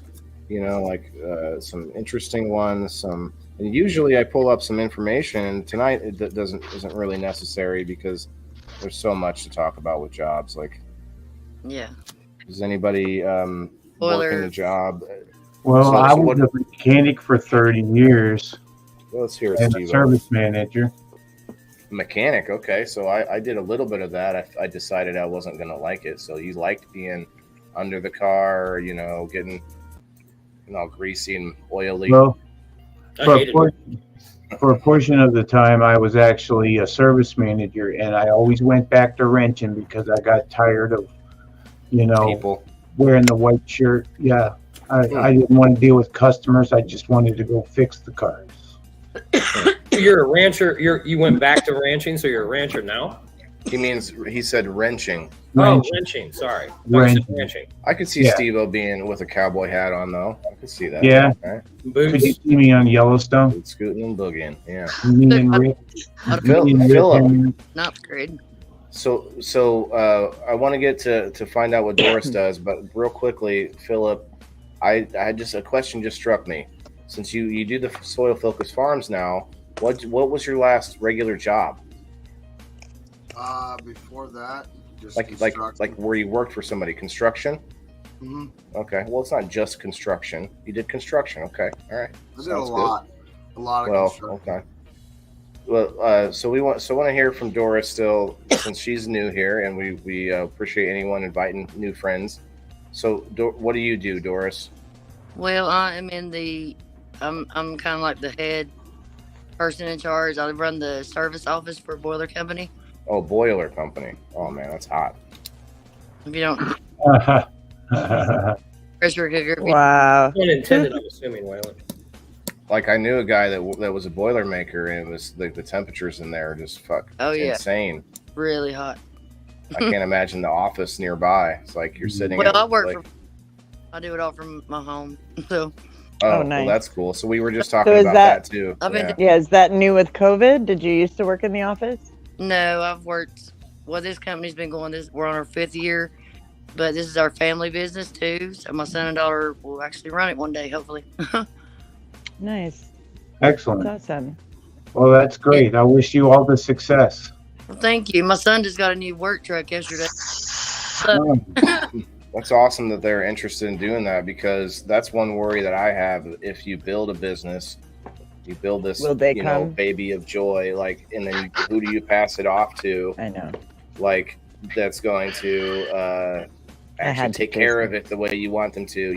Is the family going to ruin it or, squander it? Like, who knows? You just got to let them have it, right? Then turn into Walmart one day or whatever. Yeah. Yeah. Well, I had taken over my grandmother's painting business, and that was one thing. When I finally had given that up, it was very hard because she had had that for 25 years, and then me and my mom had taken it for another 5 years. But it had got to the point where we just couldn't do it anymore. It wasn't making the money. Did you have like the guilt of having to close it because it was grandma's and she worked so hard for it? For a long time, I did, but it. Me being a spiritual person, it took me going to the cemetery and actually kind of sitting there and listening to her and like, look, you're killing yourself doing this. And we were literally killing ourselves trying to keep it afloat. And it was much better decision just to let it go. So what was difficult? What was difficult about keeping it going? Do you mind my asking? Just the money just wasn't there. The money wasn't there what it used to be. You know, was it? I'm sorry. Price of everything kept going up, but we weren't able to raise our prices. You know, so it was just very. No, this was a painting company. We painted vacant houses, the indoor of vacant houses and vacant apartments. So you would get a contract at an apartment complex for X amount of dollars per unit, and you know the cost of paint goes up, the cost of equipment goes up, the cost of labor goes up, but you can't raise that contract. I don't know where you're located at. I don't know where you're located at or not, but do you guys have unions where you're at, or? Yes, we did. Yeah, there is. Yep. But to get into a painters union, you know, you weigh the odds. It's hard. I got a buddy of mine that is actually part of the painters union, but his father was actually already in the union to start with. Nice. And that's who got him in. So right. I mean, he's good at what he does. He's a hell of a painter. Hi, Doris. Oh, that's how you did it? Yeah, I wish it would have worked out for you, right? I had a question about what were we just talking about? Sorry, I have a really bad short-term memory. Jobs. We're talking about jobs and careers. He's talking about him trying to keep his family's business going. You know, painting. You know, unions. Oh yeah, getting your kids into the union. That's what. I got one of my students over here talking with my girl about dating, and I'm like kind of bouncing back and forth. Wait, how old's your student? He's 37. Okay, let's keep an eye on him and his talk with come about dating with your girl. Show yourself. Drew? Where's the camera? Jordan. Okay. Jordan. Nice to meet you. I'm Jordan, 37. This is Maui. She likes long walks on the beach and serial killer movies. This is Elisa. Long walks. Maui. Which one is Maui? Maui. Maui's up there, or she's above you. Doris, if The you sad can zoom part, in. Melanie, is I'm actually in their area, so it was crazy that you picked me out first. No. Do I know my Cupid shit or what? Nice. Nice to meet you, guy. Nice to meet you. So, is a union? I mean, I never understood why a union was so good. Can somebody explain that? Well, I was in the grocers union, and I bitched about the fees and about all the stuff I had to pay, but they saved my job one day. We had an asshole manager who was like just writing people up for literally clocking out 30 seconds late and then not giving you the write-up for like weeks. So you couldn't even explain what it was. It was something. So then he came to me with 7. And I called my union rep and they were about to fire me. They were trying to fire me and I had my job and he didn't after that day. So it was worth the $7 a month I was paying, or $7 a week, or whatever it was. I wish that's all I had to pay when I was in my union. I was in both the UAW and the Teamsters union. How do they work? Does it make it to where your pay stays level the way it should be? It grows with the economy, I guess, or with the yeah. And if it's almost like having I want to say a lawyer for work. You know, like if something goes wrong, you have them. They're there to make sure that your workplace is right. Let me ask you this, Melanie. Would you say stewards? What's that? Those are called union stewards, right? Union stewards, yeah, the ones that come out. So So, Melanie, would you say that all unions are good, or would you also agree with me that there have been some really fuck ups that unions have made? So, like with in Michigan, in Detroit, I really firmly believe it was because of unions that our car industries took the turn that they did. Back in the what was that? I don't even know when that was. The 40s was it was probably the 60s, 70s. Fuck, I don't know. Before my time. It was back in the way backs. Are you talking about when they first introduced unions, Waylon? Yeah, it was when Like Jimmy Hoffa? Is that what you're? You know what I'm talking about. I think our time has grown since then, and our unions have become much better. They're not what they used to be. So. I do hope so. We talk about our parents and our grandparents. We heard all the horrible stuff about unions, but now they've. I truly think they're here for the people in the long run. I don't know anybody now that has an issue with their unions. Not like we used to hear. No, not okay, like so we used to hear. I don't think it's that. I don't. What I'm specifically referring to is when unions will fight for benefits and money from companies when the market may not actually be allowing that. And Jason, right. And see, that was better with that now. So that was first actually introduced back in 1866. The Library of Congress actually are the ones that brought forth the National Labor Union to begin with. And it was based upon the working conditions of the industrial age, where the CEOs at the time were putting their workers through hell. They had shit working environment, and people would die. We needed them at that time. Yeah, we needed them then, but now it's a pendulum. They get to everything, including unions, everything that gains power, every foundation, it goes back to what you said earlier, Waylon. It goes right back to what you said earlier in regards to strong men create weak times, weak men. Create hard times. Yeah. Hey, I think we're getting to the time where it's going to separate the weak from the strong. Yeah, and hopefully we've learned enough that, and I've talked about this before. We talked about medical different angles on the medical field before in the show, and I've talked about how, with the advent of all the medical technology, we have so many people alive today that probably shouldn't be, right? And that kind of stuff is going to go by the wayside quickly if we have to be more fend for ourselves, and that's what's sad. Right. Hopefully we can get better into this whole holistic medicine, and with this whole growing connection of this community that I'm in with growing Mary Jane. Well, not just the Mary Jane though.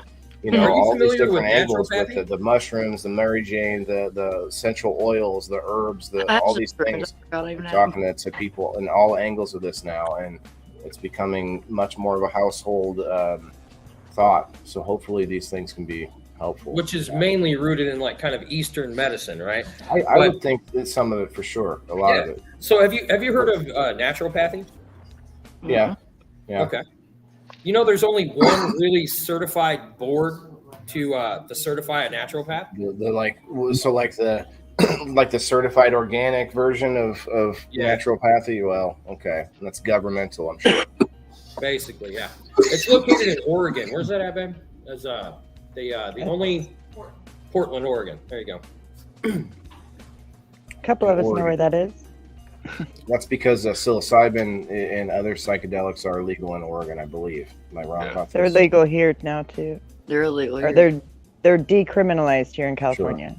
Well, actually, in Oakland you can grow them, so they're more than decriminalized. But what about you, Keisha? You're right there next to it. Does it spill over into Washington? The psychedelics and the holistic medicine. Yeah. I mean, there's a lot of places around here that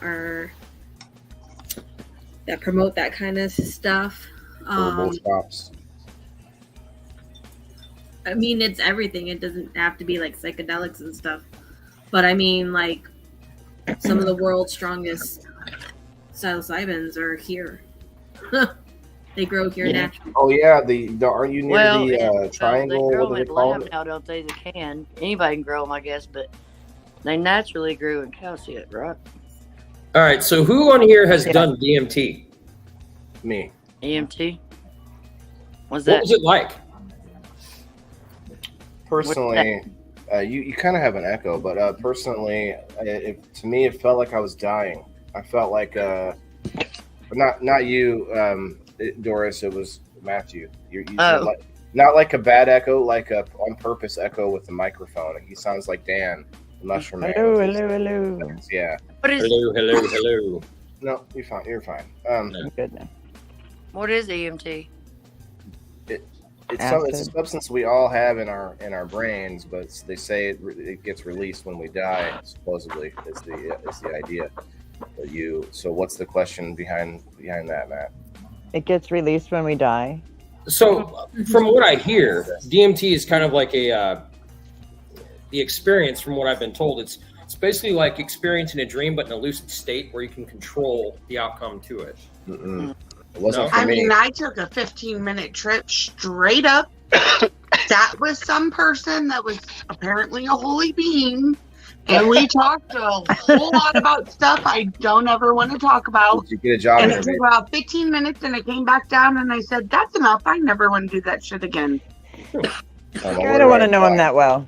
I don't need to know all that. That's scary. No. Like, Yeah. I want to know that stuff. That's personally for me. A lot of people that I know that did it said they talked to a spiritual being. Some said God. I just say a spiritual being. There was someone there that knew a lot of stuff God can mean anybody. that they Or shouldn't have known. So many people. But Some people, it was you know, quick. get into psychedelics and stuff. You can enter into a different world, a different realm. Would you guys do it again? No. No. I would say no because Waylon, you froze again, buddy. Yeah, I'm glitching up over here.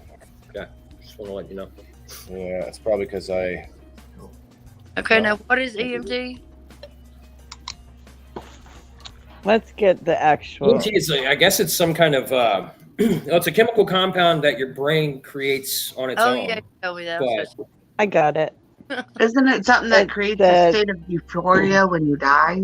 It is a substituted tryptamine that occurs in many plants and animals, including human beings, and which is both a derivative and a structural analog of tryptamine. It is used as a psychedelic drug and prepared by various cultures for ritual purposes as an entheogon. I don't know that word. Entheogon. That did not answer what we wanted, though.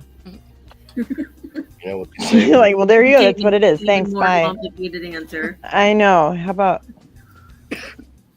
I pretty much said it's a psychedelic drug, though. What do you guys think is going to be the first industry completely replaced by AI, job-wise? Is it going to be driving? Is it going to be driving? It's already happened. It's already happened. They already have self-driving cars. Restaurants? I saw robot It's strippers already the other day. happened. We have no more video stores. We have no more DVDs, VHSs. We have no more Hollywood video, Video Watch, I think there's Blockbuster. one Blockbuster left, buddy. It's Is not that by replaced But by they don't IA, rent though? videos. They don't rent videos. You can don't? go and stay the night there. They No, do I not need rent to get my videos. son. They don't rent movies Hang on. out or nothing. You can go and stay the night there, and you can have birthday parties there and everything else. Weird. Kaden just told me something about the last one existing. We do have Redbox still.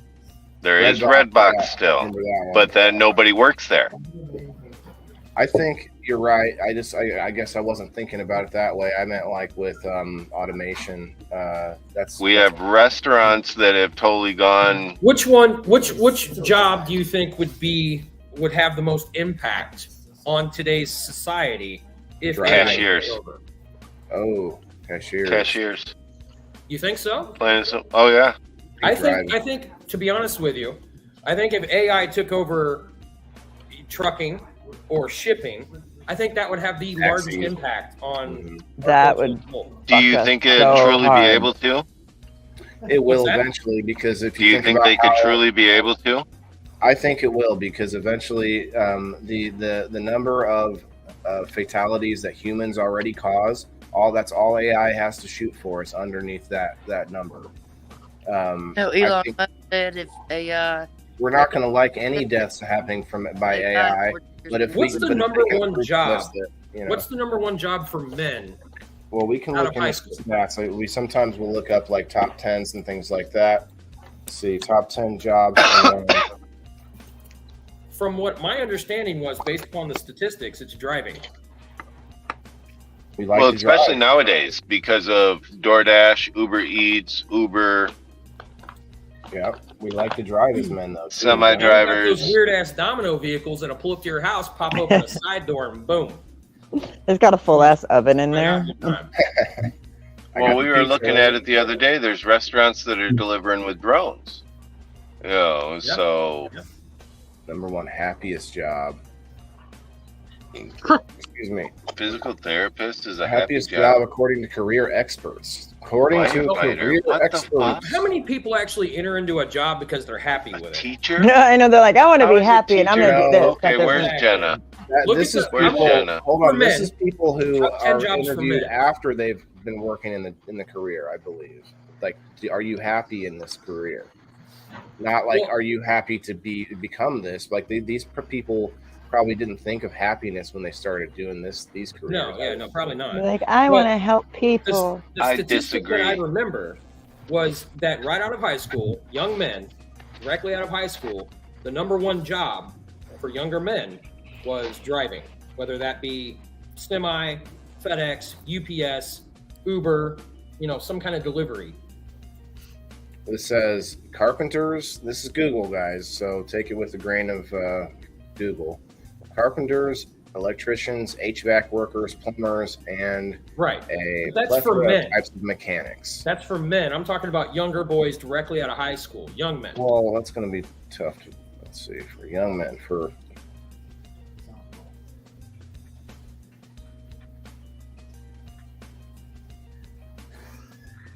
this just says best jobs, 16 jobs for young adults with salaries and duties. Jeez. So Jenna says she is a teacher. I only do my job because it makes me happy. Otherwise, I couldn't do this job properly. So the teacher was on the list. It's on this one too. 16 jobs for young adults. Now it doesn't say young men. I put young men. I don't think I can put boys. Adult education. Yeah, because technically women and men kind of gear themselves towards different jobs overall. Realistically speaking, a majority of the time women kind of gravitate working in jobs that are more along the lines of working with people, and men like to work with things. That is a general assessment, but it is true because they have studies from countries where women are allowed to do absolutely anything that a man can do. And when they look at the data, and I believe Sweden is one of them, or at least one of the Netherlands. Yeah. But they look at the data and they find that, it's weird. Like women, when they are completely free and open for every choice, they still sort of lean towards. They choose jobs. But there's like overlap. There's always an overlap. There's always an overlap, right, guys? Of course, yeah. So there's no reason to be upset about it. Like you just have variation, and everyone does. All right. So. Well, Austin here in the comments says that he does HVAC, and they're in desperate need for young people in the industry. Video editor, this is why, because people would probably rather be a video or sound engineer than HVAC. Working with, air conditioning and heating. Who wants to crawl in an attic in the middle of August? Exactly. So that's what people are moving. That's what I was talking about earlier, where I'm thinking, are people sort of rejecting previous generation? Like, this guy, my uncle worked so hard and, he had his hand cut off from, whatever. My brother's hand was cut off from a railroad job that he had, where he was putting the blocks there behind the wheels for the railroad cars.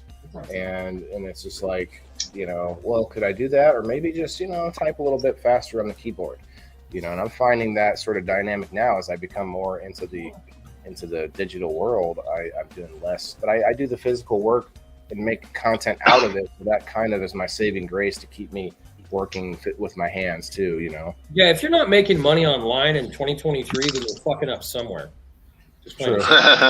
no matter what it is you're doing too, and I think you can be a carpenter or anybody and still make something out of that. Even if you want to sit there and make content video of you doing your job, people will still monetize that. 96% of males for those jobs, yeah.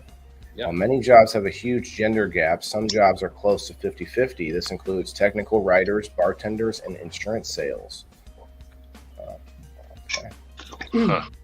What I've come to find out is the more manual labor intensive jobs are predominantly held by men. When it comes to building infrastructure, when it comes to maintaining, well, that's not necessarily a distinction we need to make. You know, but it might be true. It is true. You're gonna rile people up. Rile people up with that one.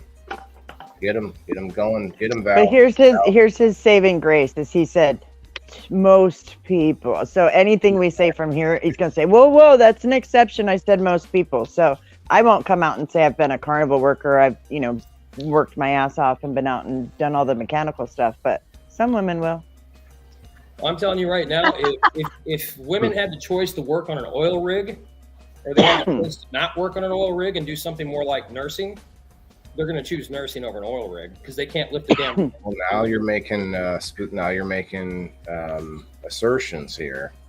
I mean, if you ask a guy if he wants to get a plumber and to be a plumber, or if he wants to go sell cars and make millions, he's always going to want to go sell cars.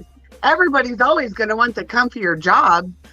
Just because I want the comfier job doesn't mean I didn't build semi-trailers right along with the men doing that for years. Mm-hmm.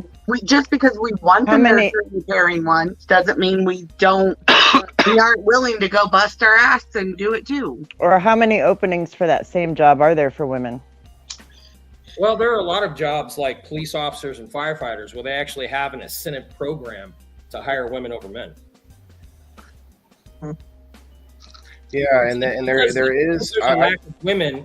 It's because there's a lack of women actually applying for those jobs. I don't like that we are trying to force or promote it in order to sort of not necessarily trick, but propagandize. It is a trick. It is a conditioning or a programming. And Val, you might disagree with me, but I don't like that we are trying to program young women to do the man job just so that we can feel better as the people who are adults trying to pull the strings. The young women might, if they're left alone, may want to do any man's job, any job in the world. That's not my point. My point is there are so many propagandized campaigns trying to sort of force it. Like what's the need to force it? I don't know any. I understand the need to make sure it's allowed, and I'm not. There's no reason to disagree with that. My point is there's no need to I think it's because it's always been, or not always, but it's been allowed, but legally, right? But it still doesn't make them. Women in today's workplace have absolute freedom to go and do whatever job they want to do. Right. Whether they're going to get hired in that place or not, without these, you have to have this many females. That's a whole different story. Is it the boys' club? Are they going to go, oh, we don't have to hire her, wink, wink, and then they don't? Or is it, well, shit, we need at least 2 more. We got to get 2 more females. Whatever the reason, I think a lot of people are just happy that they're having to be considered. Do you want to work at that place though, where the people are forced to hire you? I don't think I would. Not personally. I wouldn't. I think it's slowly changing though too. I truly believe that it's slowly changing, and with today's day and age, with LGBTQ, and everything else going on, that if a girl wants to do a guy's job, they can do it. If a guy wants to do a girl's job, they can do it. We shouldn't be able to say it's a guy's job or a girl's job. You know what? Every fucking job is hard. Well, truly. But if that girl can physically do it, run that shit. Well, I was just thinking this, guys. It doesn't even matter. And if the guys can physically do it, because not all guys can deal with puke and blood. Exactly. And can y'all be a milkmaid? Y'all can't milk other people's babies. Well, and that's where it came. That's where it came to with nurses. You're a male nurse. You're not a doctor. Oh, you're a female doctor. You're not a nurse. fuck that shit. If they're smart enough to do it, run that shit. I think I don't care if you're a female or a male operating on me. If you passed your class with an A, cool, Nurse you can do practitioners surgery are on me. making just as much as your doctors. So half these people that go all the way to be doctors. Here's my thing when it comes to the differences between men and women doing the same job is that there have actually been set standards that are lower for women than there are for men for the same job. And that's because of our society. That's the only reason. Sure. We did that. We did that. It wasn't anything else. It wasn't because the women couldn't do the job. It wasn't because the men couldn't do the job. It was because us as people failed, and we did that. Well, in the military, we'll just use the military as an example, okay? They had to drop the actual standards for women so they could actually join and be able to be in that branch of the military, whereas the men, their standards are set higher. The women just couldn't keep up, and that was the whole point. Now, do we agree that men still get paid more than women? No, the wage gap is a myth, and it's been debunked so many times it's not even funny. Now, I know this as well, but I know we're going to get a lot of pushback on that one for sure. But I do want to get back to one thing real fast here. Men, even in a job that's predominantly done by men, I don't mean a man's job like they're only allowed. I mean some job where mostly men do. There are plenty of men that can't do those jobs. It's not like, just because you have a penis now you're able to be a logger. No, sorry, those are not easy jobs. There are tons of men that are not built for plenty of jobs that you might think are, well, women are just kept out of that job. Well, no, plenty of men are kept out of those jobs too. Trust me. Not that many men can be mechanics. Not that many men can climb the towers and poles and things. Not that I know women that do a lot of climbing actually that men can't do because of the lighter frame. And so there's tons of, and there's a back and forth all day long where we're not trying to be a men versus women show here tonight, but I do agree with some of the points you've made. But I would also say there's plenty of things that men or women are way better at, like hand-eye coordination, piloting. There's the list goes on besides the medical, besides the stuff that we've sort of Venn diagrammed out here. But, yeah, for me, it's never a man versus a woman thing. It is a truth and reality. Like, what is the reality? We can sit here all day and like operate on feelings, but when it comes down to reality, we have to operate on the reals instead of the feels in this sense. So when you're looking at the precipice of why we do what we do, it's based upon merit, performance in a lot of regard. But in regards to the wage gap in that sense, it's literally against the law to pay women less to do the same job that a man does. Then it can't be happening if it's against the law. Well, the reason why there is, because there's a study that I think that, a lot of people refer back to in regards to the wage gap. And the study was done with the UN, where they took all working women and all working men, no matter what the job was or the hours worked, and they compared how much men made versus how much women made. Yeah, they did leave a lot of details out, a lot of variables out, and that's not a made up.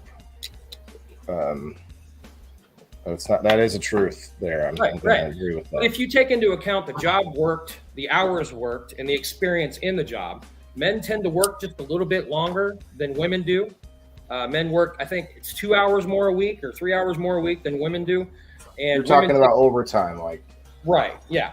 So, like, typically men will work 42 hours a week or more, and women work 38 to 40 hours a week overall, generally speaking.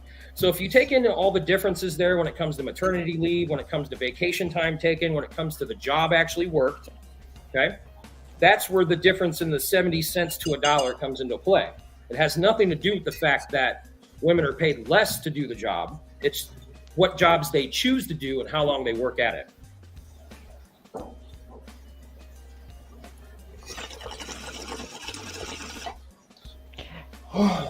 Well, this is my point though, Matthew, is there was no necessary reason to try to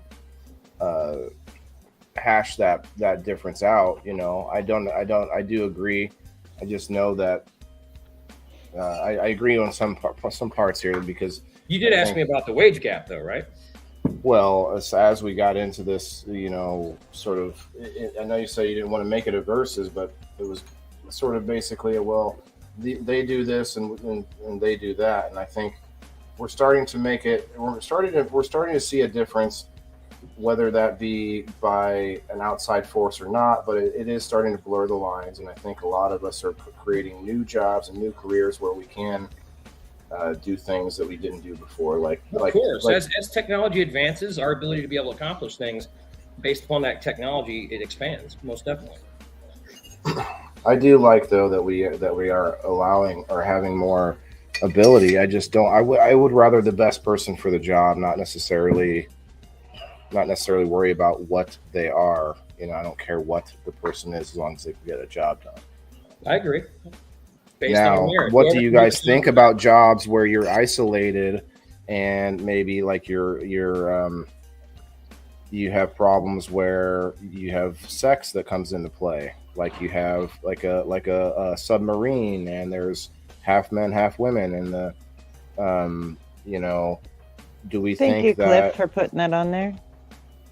Do we think that comes into play? Because I think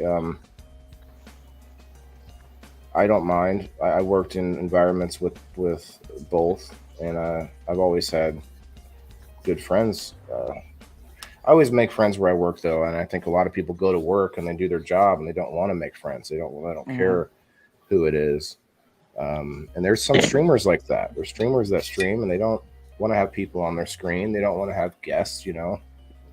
I like to hear what other people think, and sometimes it becomes it strikes some people, and it kind of smacks you in the face sometimes when someone says something that's very against what you believe, right? And that's kind of what this show is about. We try to bring that out. So you're a good guest to have on in that respect, but just be careful. You do. I'm very controversial. I'll give you that. You can be controversial for sure, and that's not a bad thing in some cases. But you got to, as you do start your podcast, we want to give you a chance to shout that out at some point. But as you start that, just be aware that brings on attention in a lot of ways, in different ways. Not saying that you shouldn't say the truth, but it's about how, there's always a tactful way. Like I have all these thoughts and beliefs, and I agree with you on the facts on some of these cases for sure. But I don't come up here usually and push, not push, but like I try not to be abrasive as the host, especially because I try to be open-minded to anybody, because I agree everyone has a different angle and actual. I don't think everyone has their own truth. I honestly don't. But everyone has everybody definitely sees everything differently. Their own perspective and their own experiences, their own things that hold them back mentally, physically. Yeah. So anyway, intense. You guys want to? I don't think you did anything wrong, my dude. No, nothing at all. This wrong. is an opinion-based show, and stating the opinion. And I feel kind of disappointed in our people over here in the comments. This ain't what I want to listen to. I'm sorry. This is we were talking about jobs and careers, and I'm sorry that the people that decided to leave. This is what we're talking about. This is an opinion-based show.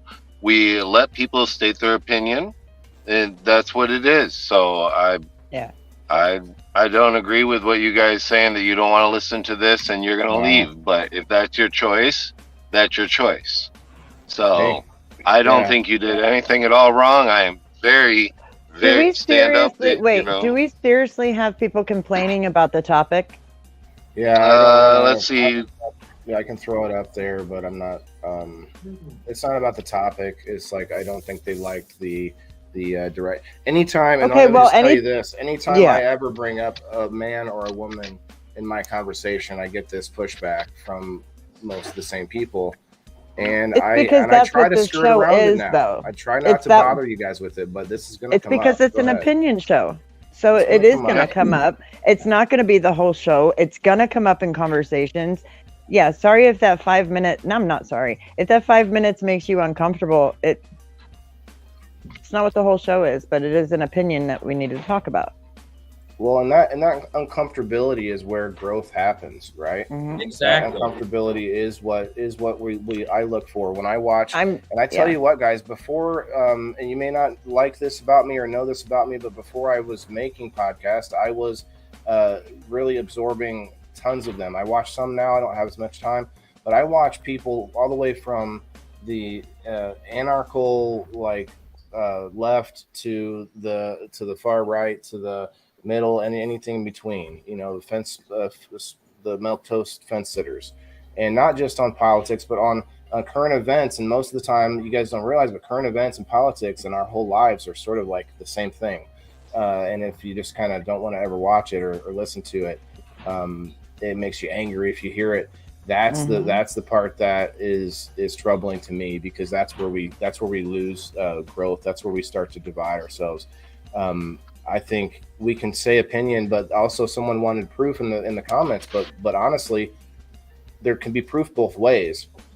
And to what Matthew said, the item that's being referred to all the time as the reason for those facts, that everyone sort of the myth that he said, that item is very old, and it is something that can be looked up, and it is something that you can see. Oh, they don't take tons of things into account. So you can, by that alone, you can say, okay, maybe it's not quite the same anymore, at least. Just like the other number of said number of people that maybe shouldn't be here, and that number hasn't changed for 20 years or whatever. Right. So when you look up numbers and facts, that's where people start to get angry with each other, because people don't even look at the same numbers. So that's why I always go in person when somebody starts to bring up something and I say, hold on.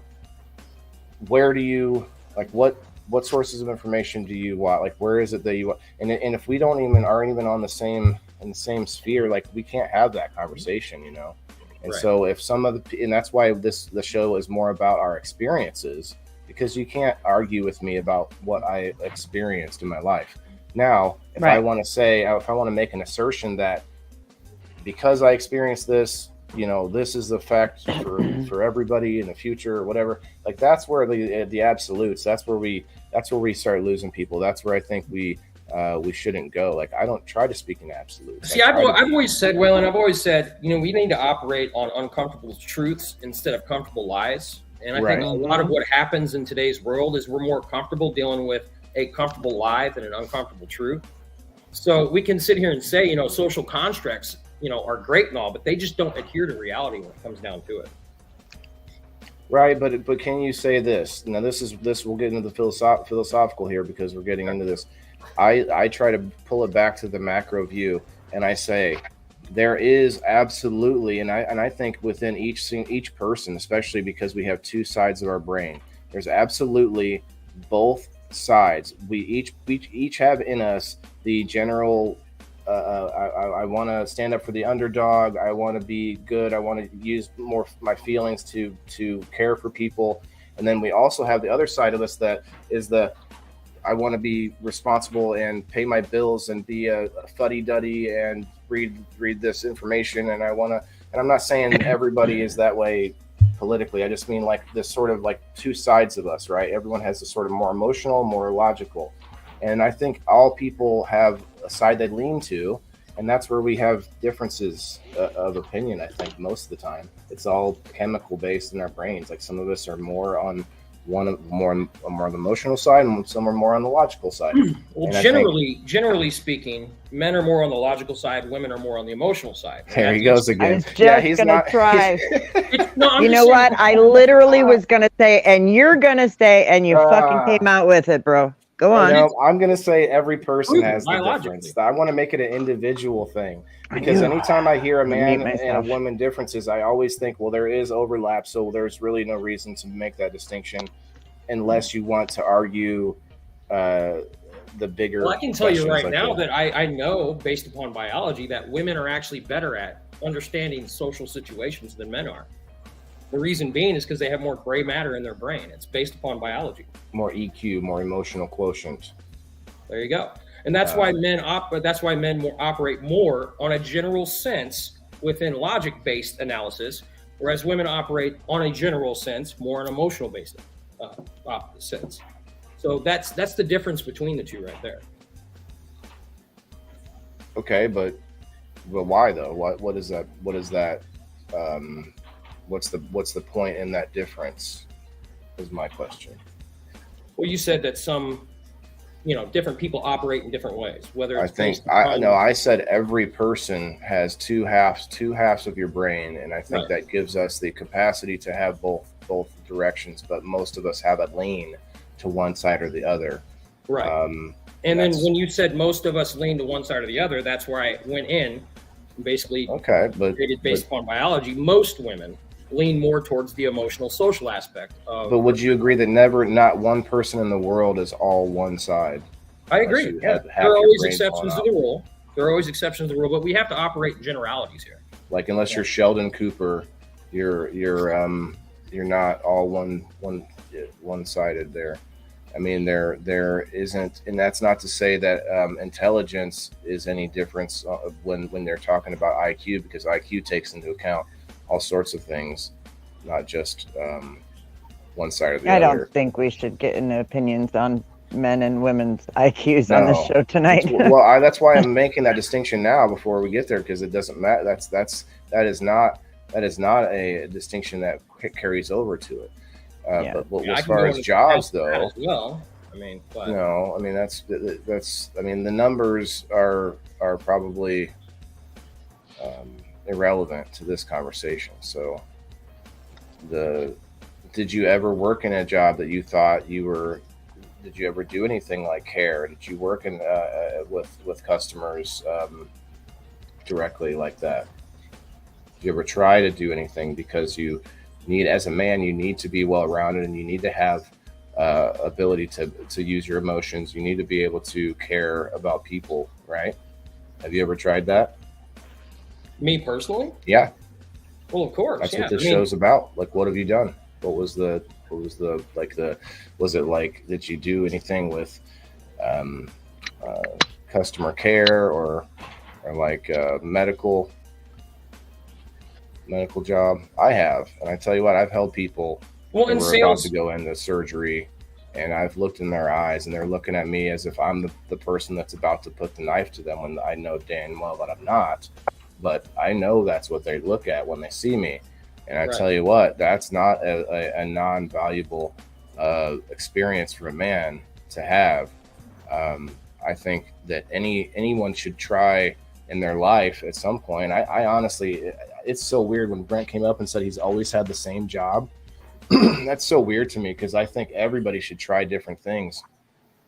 Well, I'm not saying that I'm incapable of understanding my emotions or how to utilize or rationalize them. I mean, as a dating coach, I've had guys. Well, I'm job specific wise, though. Right. That's why. And as a dating coach, I've had guys come to me literally bawling on their hands and knees because their wife has done X, Y, and Z, and I have to basically coach them into understanding the purpose and the reason behind why she did what she did, why it could partly be her fault and his fault, and what he has to do to change and become a better man, or what he needs to realize and rationalize in her and the partner that he has, and why he should walk away. These are not easy things to deal with when it comes to emotions. So yeah, no, I totally understand what you're talking about when it comes to looking past the logic, looking past, the value in, as a man, to try any, or even as anybody, to try something outside of their comfort zone. Of course, it's outside of what they think they should do. Well, my dad was this, so I should do that. Well, I don't think it's that simple. I think maybe look into what the old man did, or look into what your mom did. My mom was a CNA, and I've done similar work myself. My dad's been a mechanic. I've done similar work, but I've also liked to try a lot of different things. Has anyone ever had more than two? I think I had 3 jobs at once. Maybe technically 4 if you count the military, going once a month. I often work multiple jobs. You have more. You have multiple now, don't you? I think I'm at 3 right now, currently. How many companies do you own, Matthew? I'm a restoration company. I'm a realtor, and I'm also a dating coach. So sounds like a lot of time. Now you're trying to do a podcast. Yeah, so this is going to be the next step in it, but it encompasses basically dating, money, and health. So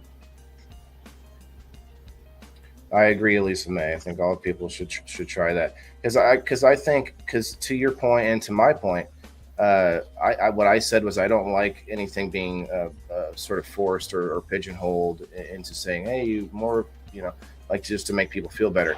But I think anybody should give it a try. Like say, oh, let me try turning that wrench. Oh, I do actually like, mechanical things. Or, oh, let me see, what it's like helping people at the nursing home. Okay. Whatever it is, like try to go out of your comfort zone, especially as a kid. I think our kids definitely get coddled more longer these days. And Jason was saying earlier, like it's harder and harder for kids to get those experiences because the job age is going up, because the job wage has to go up, which means the amount of jobs open is going down, which means that you have higher and higher qualified people all competing for lower and lower skilled jobs, which means that our kids are just not getting these opportunities. And if you want to argue something about that, we could definitely talk about that, because it's all of us versus the man on that one. Well, I don't know if you guys covered it before I got here, but how many people went to school for something that they've never done in their work life? Right. I think That's a damn good question. I think we're pushed to go to school to decide what we want to be at 17 and 18 years old. And then we don't do that. We don't do any of it. I think college is bullshit, personally. That's just my opinion. It can be. I think we need to wait longer before we go. Depends on like if you're going to a school for like, things like a lawyer or doctor, obvious things. But yeah, there's a lot of it that is kind of smoke and mirrors now. Or like trade schools. I went to wait longer college before you for go. massage Like, I agree with that. See, I was thinking about doing that. I agree with trade it. Trade school. Yeah, with trades, because you can always use that as a second. Sorry. Go on. No, go on. I was just going to let Kasia speak. Yeah. Go ahead. Sorry, See you Kasia. smiling. You're in a small, tiny box, but I see you smiling down there. I mean, I initially went to school for massage therapy, and I got licensed in that and loved it. And now I'm an accountant. I went to school for accounting. So do you do massage therapy at all on the side for even side work or anything? No, I mean, I could. I really could, but it's illegal in the state that you're not licensed in. Oh, you're not licensed in that state. Okay, I didn't know if you kept up with it. Because it's per state. Oh, okay. So you actually have to be And licensed. some states require do it? the national certification. Just like doing hair. Which Yeah, Washington is one of those states. yeah. I thought about doing that on the side, because you can buy a massage therapy table that kind of folds up like a briefcase size, kind of like a handle. And Yeah, then I I could think just then you do just my a people. pimp I at could that point. Right. Well, I thought I Without was the license, we're just like, hey, I'm bringing my bed over. I thought, well, I could just do people that I actually cared to touch. Like I would, instead of going to that as a main job. That's the thing where is you get just to take pick your anyone. clientele. Huh? Yeah. You get to like sort of like structure your whatever, tailor your clientele. Okay. Interesting. Yeah, when you're doing things like that, like I did feet and hair and hands, you don't want just anybody. Look at that guy. You want to kind of know what feet are going to be in your face. Number 37. This is on money.usnews.com. Mental health counselor, number 37. That's very interesting, because I know we talk about it a lot more now. We also talk about it needing to be talked about a lot more, which is the same thing, and that's fine. Which we are talking about this Sunday on the Rumination Project. Everybody come see Steve-O, myself, Soil Focus Farms, and Dan the Mushroom Man. Anyway, so yeah, I just thought that was interesting. Mental health counselor. Well, we've touched base on what we did at the beginning of the jobs, our first jobs. We've touched base on careers and jobs and owning different businesses and everything. We've hit the sexism part of it. So let's go with the newest part of today's day and age, because we were getting into it with podcasts and streaming, but DoorDash is taken over tremendously. There's states that are paying basically $20 an hour. Like you can't get no less than $20 an hour to DoorDash right now, and you're getting paid for a video on the internet of just for making a quick 15-second reel. You make 1,000 reels in a day, and so you're getting paid for that. It's a new day and age of ways of making money. Yeah, So, and I do worry about people who go all in, like I was saying before, all nothing but doing that, because then you end up without a skill or without a way to translate that if you ever have to get back into the workforce. Now, maybe you don't, but maybe you just always forever do it. But a lot of people who try to do this stuff don't make it. And I tell you what, I'm not doing this because I think it's going to be a career. I'm doing this because I envisioned it as a attachment to what I'd be doing, the rest of my life with the farm, with all this. And see, that's probably what makes it different for you in regards to a lot of content creators nowadays. What I try to tell people to do before they decide to start a podcast or whatnot is they need to perfect whatever skill it is that they're doing. And then once they can perfect that skill and they've done so well and they can actually show based upon their merit and how successful they've been, that they can then teach it. Once they get to the level they can teach it, that's where podcasts come into play, because you can actually reach so many more people that way. Mm-hmm.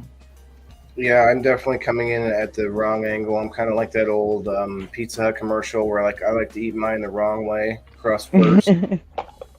That's kind of where I'm coming in at it, because I am being the everyman, learning the growing, learning at the same time, yeah, along with the audience. So I think that's a somewhat of a unique angle. So that's my angle, right? But I don't know. I have yet to see if it's caught on a bit. I have seen growth, but I don't know that. I definitely look at it as a job now because I'm doing so many things. I'm helping, Jay Frost, Cannabis Corner. I think that's awesome. Been backstage, helping them push the buttons.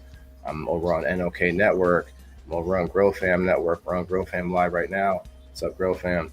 I'm making a lot of connections. We have sponsors, so it feels a lot more and more like a job, like a business. But I'm not getting a paycheck. I do have my locals community though, which I think is awesome. Locals, what's locals? Well, it's it's a place if you want to support me. That's where you want to go. It's on my name tag, locals.com. Go find me there. Good Locals is commercial. a great place, yeah. You got a YouTube channel, right, Waylon? I do, but YouTube is just not doing it. I'm on Rumble right now. We're live on Rumble, Twitch, Twitter, Facebook, and on Facebook on 4 different locations right now. We're live in 8 locations. So do you have it set up to where you're monetized in the sense that you can get like Rumble rants or super chats? Rumble, we've made 8 cents on Rumble. Someone just came into the backstage. Who do we have here? Oh, we have Smashly. What's up, Smash? What's up? So I have. That's the thing, though, Matthew. It boggles the mind with which all the things that you can do with these apps all day that you could do better or more of to make something better with the algorithm. But you have to give yourself a break. You can't just be. I don't just sit there making things all day. I could totally be making better commercials, better intros all day. But it just over time. Oh, sorry, I didn't see Keisha say bye. Have a good day, Keisha. Oh, bye, Keisha. Bye. Yep, she does the wave and bye. But no, like it starts to weigh on the soul too. Like, do I just spend every waking minute trying to do more reels and shorts and the things that the apps are pushing me to do, or do I just become consistent, work on the content, work on the actual work that I'm doing that's taking the footage and stuff, and just be me. And I think that's going to translate at the level that I'm at, rather than worrying so much about making 6. If you literally, I'll tell anyone right now, if you want to make a YouTube channel and you want to be successful at it, all you have to do is make 4 to 6 YouTube shorts a day. That's all you have to do, and they don't even have to be about anything. It can be anywhere, about anything, your dog, your anything. Engagement. That's all you have to do, and that's not what I'm doing over on YouTube. So I'm not going to do that. But that's where I think a lot of content creators, they hire like a production team that marketing does kind of behind the scenes for them. Well, yeah, you have to. Some of them have money. They come in from the other end where they have a career or a business, and they use that money and that capital to make the podcast. Well, I had a computer and I ended up buying another computer, which maybe I shouldn't have purchased because I wasn't making money doing it. I couldn't justify it, but I'm slowly but surely justifying it with my subscriptions on locals. I mean, I have it set as low as it would go, $2 a month. If you want to find some, and that $2 a month, Matthew, to go over there, theindoorfarmer.locals.com. If you were to sign up on a free app and pay $2 on my community, it's infinitely more worth it to me than a like, a share, throwing stars, Cash App, anything else. To me is more worth it because it's a list of people within a place outside of Facebook, outside of the loops and the hoops you have to jump through, because a lot of people get stuck in their app. And it's like, then if that app doesn't like you, if someone doesn't like you on the app, because you're going to find haters out there. I mean, you may have made a couple tonight, and that's fine. It's going to happen. But my point is, you have to have safeguards against that, which is a place outside of the mainstream, or not just that, but diversified, be on multiple. Right. Yeah. I was just about to say, you're going to span across all branches of social media to kind of get your word out. And the people that you're trying to talk to will resonate with your message based upon their understanding and philosophical grasp of what you're trying to portray. I try, and a lot of people will compliment me, but I've also gained plenty of haters out there, and I think I need to get to a point. It's scary though, we're talking jobs and careers. If I want to make this worth it, I have to. If you're not being hated, you're not doing something right. Well, yeah, and that's fine to say, but here's the problem. At a level that I'm at, if this is my career, if this is a job, we'll say, it's not paying enough. It's not paying for security for it. So once I start to make the money for said, virus protection, VPNs, all these other things that maybe I have virus protection, but I'm saying like better versions of these things, the pro versions, whatever it is, that where you can up your game on those things, and that's where the capital comes in. And so yes, like you have to, inching it up there. Chiropractor, I need to see one, you guys, for sure. Does anyone else see it? That's a side, that's off topic, but it says number 46 though. That's interesting, kind of right in the middle. Pilots, 47. I've been slowly scrolling this for the audience. I'm sure somebody's been reading as well with me. Medical records technician, best job. Look at all that, man. That would put me to sleep. Is that the actual median salary for the job on the right? That's what it's saying. Yeah, this is from. I'd have to scroll up to find the date, but it's recent. I think it was 2023. Post-secondary non-degree. Yeah. I guess when I'm looking at it, okay, there was one right before that paid about the same, but you needed a master's degree. Pilot? No, it was up a little bit further. I think it had something to do with counseling. You needed a master's degree to actually do it, and it paid about the same amount of money as that one you just had up, which you don't need a fucking degree for. Non-degree, that's not bad. I mean, but you got to be good at like keeping track of shit. I mean, you got to think like this job right here, the psychologist for 100 and what was it, 102? 102, 103, yeah. How many years do you go to school for that too? Masters. Masters, about 8 years. Yeah. Well, that's 8 years of making no money to get to the 102. Spending lots of money. And then you said. Let's scroll back up there to that picture there, Waylon. You said this is from 2003, right there. Hold on. I'm sorry. Hold on. Our doctor's office don't look like that no more. This is. So I do have all a our couple that look files. that way. This is 100 best jobs of 2023. This is fresh. My doctor's office ain't got no files in them. They got a computer. All right, guys, I got to run. I got a client calling me, so I got to hop off here. It was great. It was great talking to you guys. Yeah, you too, buddy. Have a good night, man. You as well. Thanks for having me, and we'll talk later. What's the name of your podcast? We're kind of bouncing around names right now. So far, we've kind of settled on Suits. Okay. I see. All right. All right. We'll talk a little bit later. Have a good one, buddy. Bye. So yeah, my doctor's office ain't got them files anymore. Yeah, I don't know where you would find this at. Mine does, and mine takes up the whole middle shelf. Extreme detail-oriented professional. So look for OCD. That's crazy. Let's read more. Oh, I don't want to do that. Dang it. Whoa. Just jumped back down to veterinarian. That's weird. Hi, Stacy. How was bingo? Stacy, come up. Who's here? We're talking about jobs. Miss Happy Hippie herself. Hello. Come tell us about your job. She said it is fabulous. She's high as hell. I Come guarantee tell us it. about your job. Talk about your boss. Come up and talk about your boss. Yeah. Come tell us how your boss is. She might be, if you're on the Grow Fam side, I think the link is there. It's on the other ones too. I have both of them up. Smashley, how are you? Pretty good. How are you guys? So, what did you do before you were a sales rep for a juice? Juice Plus. Juice Plus. I had it. Come on. Listen, I've had 2 microdoses and several of these here medicinal intakes. But So, like my first job or before no, Juice well, Plus? you can go there too for sure. But I'm interested with people who go into sales or go into something like their own business. I want to know what they did before that too. So, but yeah. So ever since I had kids, I've done a photography business because I've always loved photography. But then I did pharmacy, which is just a makeup company, and that's the first network marketing company I've ever done.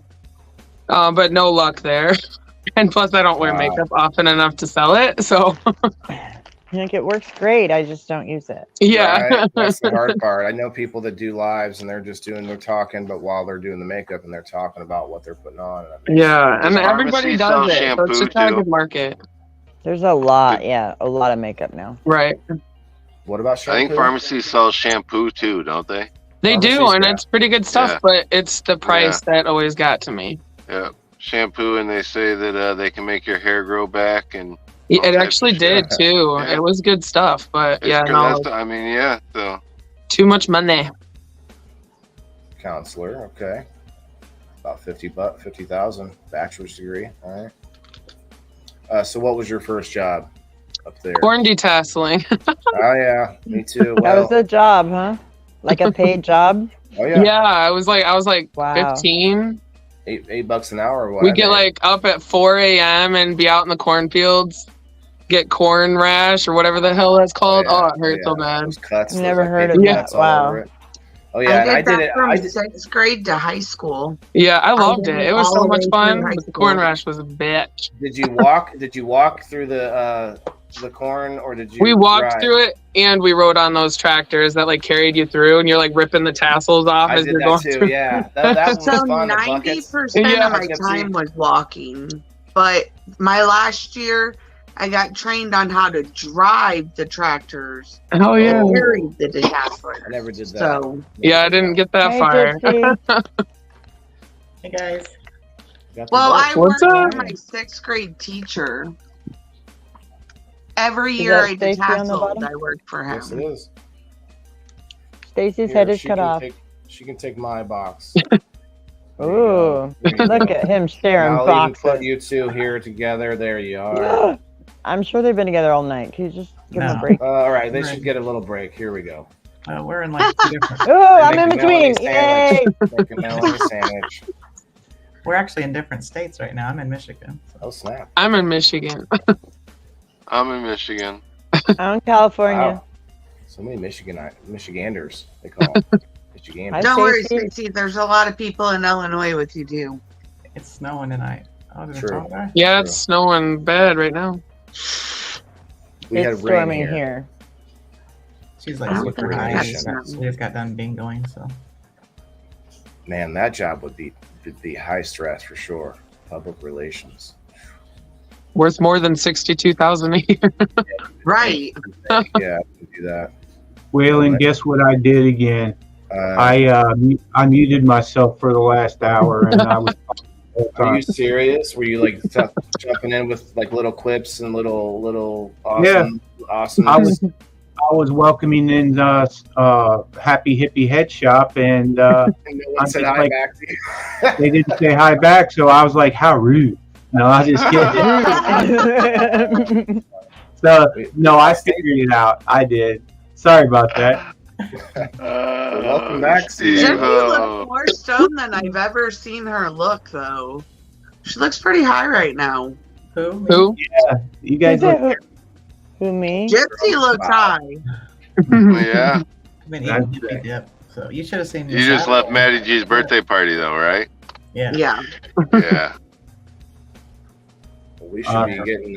We should be resharing ourselves out and getting a flood of. See, let's find them all. Matty G's probably passed out. I would expect here. Yeah, he was. Oh, Really he's high probably too. doing.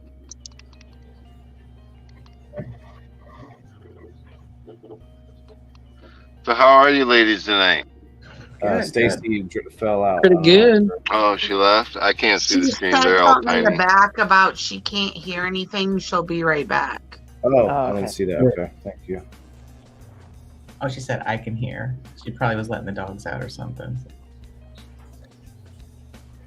Oh, yeah, we had a good time celebrating. We had like 75 people in the bingo. So. Oh, excellent. That's all. Wow. Okay. That's all. So what do they? So tell us real quick. Let me pull us up here. I'll keep going through this list. We're at a top 100 for jobs for 2023. But tell us real quick. So it's $25, and you get to play all night for that. How's that? Yeah. I mean, that was just this bingo. I mean, we have bingos for all different price ranges. You know, like Sunday bingos are just $5, and we give away a bunch of. Usually, it's a bunch of Luca products, and right now Yo cans and stuff like that. But tonight was a combo bingo, so it was about $1,500 in prizes. So I played, but I did not win. do you think? I mean, what do you think, Maui Queen? I mean, do you think the prizes are good or? I mean, I wouldn't be paying $25 for a ticket if I didn't think it was worth it. Yeah. Last time I got my swordfish, I won the swordfish. So, I mean, I tried my luck this time. I was not successful. I think I missed like 2 rounds because you guys dropped out for a while, and It doesn't matter. Your card would have still been playing. So that was one of the things we've made sure of, is that because of internet connection issues, it's not like playing live bingo. So once you log your card in, it keeps playing for the whole session. So I get to see that on the backside, so I can actually see. So that's why we set the rules It's up like a that. waffle. Like once you bought the ticket, as long as you get logged in, then you're in. I remember I was watching one time when you guys, Gypsy was like, someone's got bingo, whether they know it or not, we'll find out. And it was like, and they lost service. That's what happened. It was like they were trying to get to you guys, and it was funny because you're watching it, you're like, I know they have it. And I'm checking mine. I'm like, is it me? Is it me? Is it me? Everybody at that point's hitting every button on their board at that point. I can actually see that on the backside. I can see when they bingo. So like when their card actually bingos, and then it's just like their name highlighted and the card number. And then once they know they've got bingo and they've hit all their spots, then it crosses the line through it. So that tells me that they've seen it. Gotcha. Cool. So we're getting ready to do some other things over it's there. definitely fun. we're gonna be Although doing some- sometimes I think I need to like tell me when 50 cards are bought so I can buy one and get my lucky number. You know, like I'll be sitting back there and I'll be like, man, she's called 30 numbers. And you know how many cards I got besides my free button? 1. I got 1 number on this whole damn card. What the heck is going on over here? Yeah, we've got some more games coming. We're going to be doing some Pictionary, some trivia games, and stuff like that. So it'll be a combination between the Plinko board and other digital games. So we're excited about it. We're also excited about the fact that we are now approved HLG and AC Infinity retailers. My two faves. Congratulations. Yeah, so we're going That's to be, awesome, I ladies. run HLG right now, but I don't have the AC Infinity 10. It's something I wanted. Everything inside of there is AC Infinity, except for the Vite is HLG. So I will be scoring a new tent here real soon. You guys are amazing. You're kicking ass. And we're getting you just gotta keep biting chunks of the world off. We're getting I'm getting some financing options set up, you know, because it's going to be a pretty significant setup, you know, probably $1,500 to $2,000 setup for like a 4x4, a complete setup, you know, so like fans and everything. And So we're getting financing options set up so that we can make those available to everybody. Nice. See, now 2 years ago when you did your first grow, did you think you'd be sponsored? Like, did you think you'd be here? No way. That's awesome. A year ago, I didn't think we'd be where we're at right now, but you know, it's thanks to all of you. You know, I thought it was a hobby, not a right. I didn't either. Tell you Well, what, didn't you say this? They're like, grow. oh, let's make a shirt for somebody or something like that, you know, and this is where you're at now. We made shirts for the kids and our Yes. family on a Sunday. Yeah, I actually Yeah. posted Wow. a picture the other day that was one of the first T-shirts we made for all the. I saw the kids. Yeah, I saw that. Those were the first ones. Some of the Yeah, first ones. Yeah. Our family gets together every Sunday at noon for dinner. Like there's anywhere from 10 to 20 people every Sunday that convenes on Dad's house. And during the summer, after dinner, we end up outside, and that's what we did. We set up tables outside with the kids and let them help design their own shirt and make it off the Cricut. Only one kid got burned. Remember? I think that was the second shirts we made for those kids. The first ones, they literally helped me design them. Like they went through and they picked out the elements and stuff. And, Remember, Lizzie got burnt. She got too close to the thing after we told her like 5 million times to stay back. She got too close to the press and got hit. So that's where it all started. I mean, it was all part of being a kid.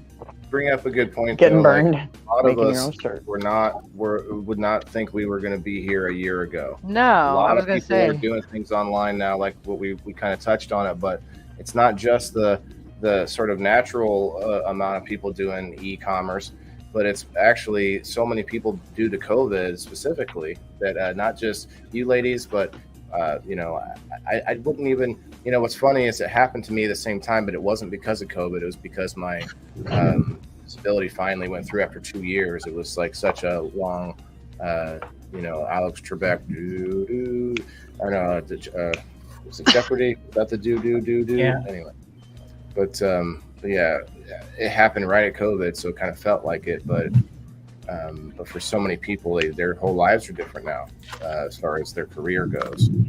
We touched on it a lot tonight, but what did you and you? I know you've talked about it on other shows, but what did you ladies do before the digital conversion? Well, I Did you still have a lock in somewhere? Go ahead. No, I still work a full-time job. I've been in the same job for 14 and a half years now. And you work at the same amount, like you're still the okay. You have. Yeah, I'm a director of quality for an automotive in the automotive industry. Mm-hmm. So, Well, that's a good skill to be able to transfer anywhere. Quality control, like just making sure everything is where it needs to be and all that. yeah, I have right now. Today I had. I was looking at my numbers. I have 723 employees, 47 supervisors, and 3 managers that work for me. So you definitely delegate, right? She's busy. Well, I mean, I recently just fired. Been all working of the my line, managers, so. Oh no. Where do you live? Oh, you need a manager. Well, do I have to pass a piss test? Right. It's probably not going to happen. Probably not. For But I do have marijuana. management experience. We use we've I converted. could do it.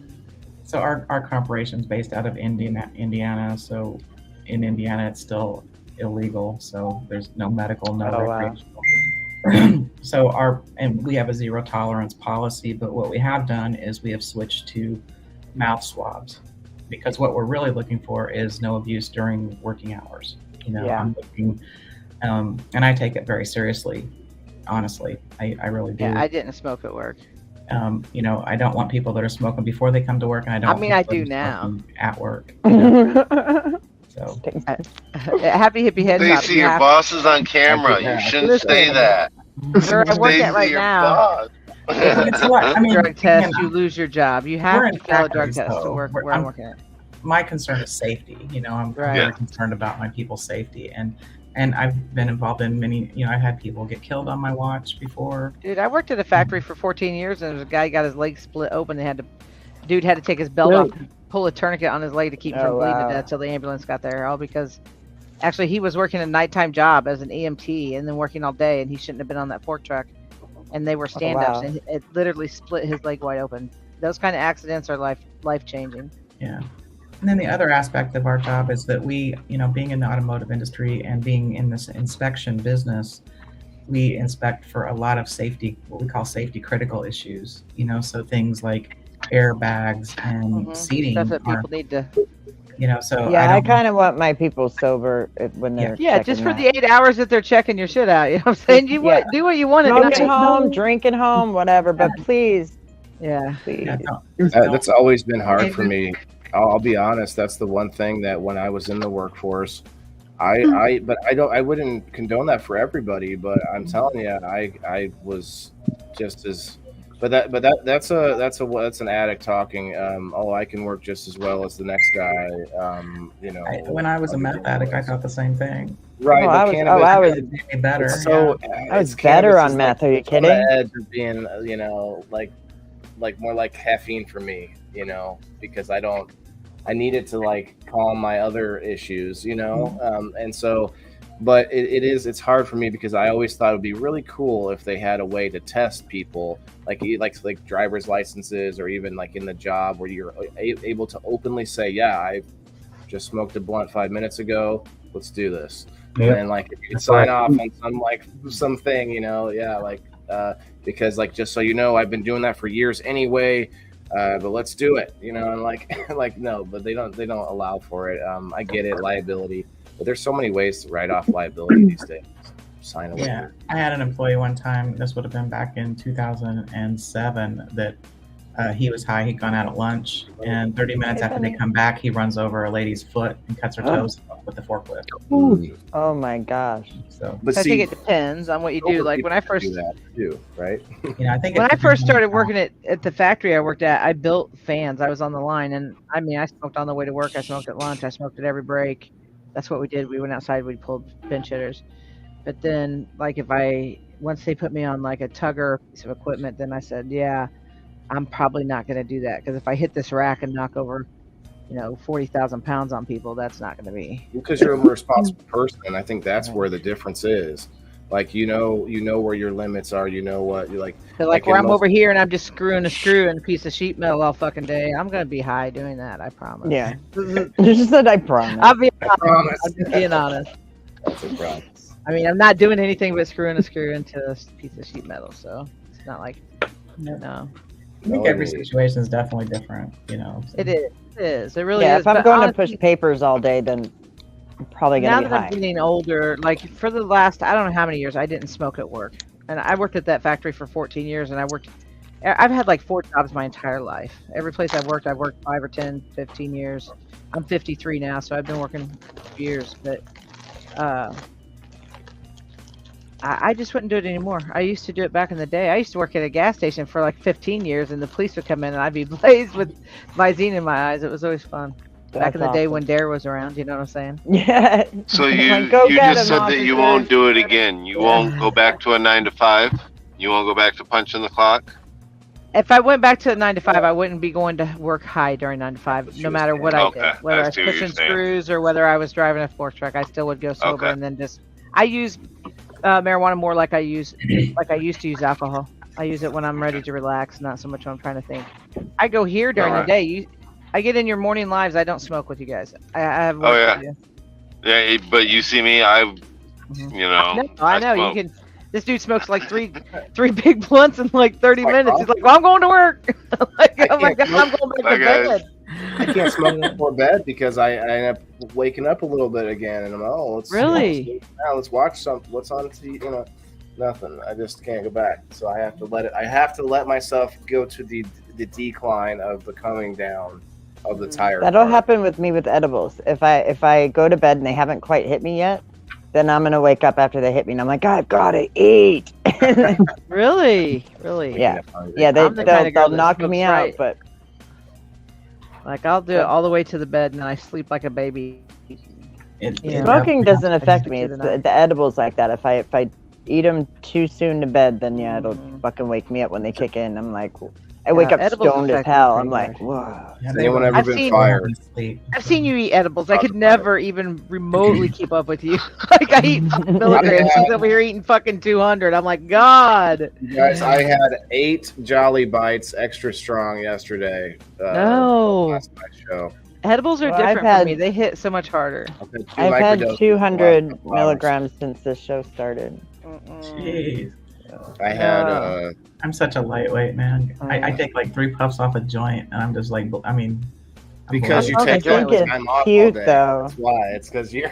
Yeah, we're smoking all day, and we never get that. I used to work at a tire, like at the automotive shop, and in the back room where all the tires are, it's a perfect place. Like there's like all you will smell back there is rubber. Like no matter what. Has anyone here been fired? Yes. I have Can you be more technically been specific? fired once from the military. I was separated from the military after 4 drug tests over 4 years. So I did try. Wow. I tried. It would, going once a month, 1 week in a month, and the only thing that helps you after, and I could say the war, whatever, but yeah, it was after Iraq. But like the one thing, I tried to leave the alcohol alone. One thing was the cannabis, and then they failed. Over 4 years, I passed most of them, failed 4. But yeah, that's the only time I've ever really been fired. I guess you could call it fired. It's different, Well, here's a good story for you. Back when I was in the Army, I was part of Operation Golden Flow. So I was the person that did the drug tests. Nice. And then I also was part of a task They force. called it Golden Flow. As a joke, yeah. Did you guys hear that? Am I right? Operation Golden Flow, yeah. That's awesome. Yeah, makes sense. And then, All right, so let's go do a Golden Flow. we also had I was on the task force that we would go out and burn the Nobody's marijuana messed fields. up. Oh my in God. the state of Illinois. Yeah, I want to go burn the marijuana fields too. Let me stand right in the downwind. Yeah, I was gonna say I'm doing that shit. I'm like getting Oh, yeah. a funnel and trying to suck in as much. Well, as I and we can. did. We had to wear gas masks, but in your gas mask, there's filters right here in the sides. They're like real small, and you just pop those. There's like a I'll rubber. say, yeah, pop that out. And you pop them out, and we didn't get drug tested because of being on that task force. Wow. Melody, does anyone know what Melody's talking about? She's in Canada, and she's saying that we need to stand together with Canada, and America needs to stand together on the war on drugs and against the government. And there's a couple other comments up there. all the way up to power to the chain. people. Yeah. I'm all the way up, she said. Kat, Yep. Kat's got a big one here. Kat, come on up for a Tokeski in there in the Newfoundland. From a young queen, I couldn't focus or do things or normal level until I would have my toke. I've always been extra hyper. Cannabis truly did help me in many ways throughout schoolwork. Now listen to this. We had a guy that was very hyperactive in my unit, redheaded guy, little skinny kid that was just very, very high energy. And he was actually prescribed by his doctor to masturbate twice a day. Why? In Iraq. It's like, really? Yeah, I've been like, oh, why did he do that? We better do before then, I guess. Yeah, like I'm not feeling well. I'll be right back. I would have fucked with the doctor. I would have. I'd have been like, only twice a day. Can you mandate? Scissor gang? Right. Scissor gang. Be like, so I have to cut down. Yeah, I have to cut down. How's that going to help me? Yeah. No.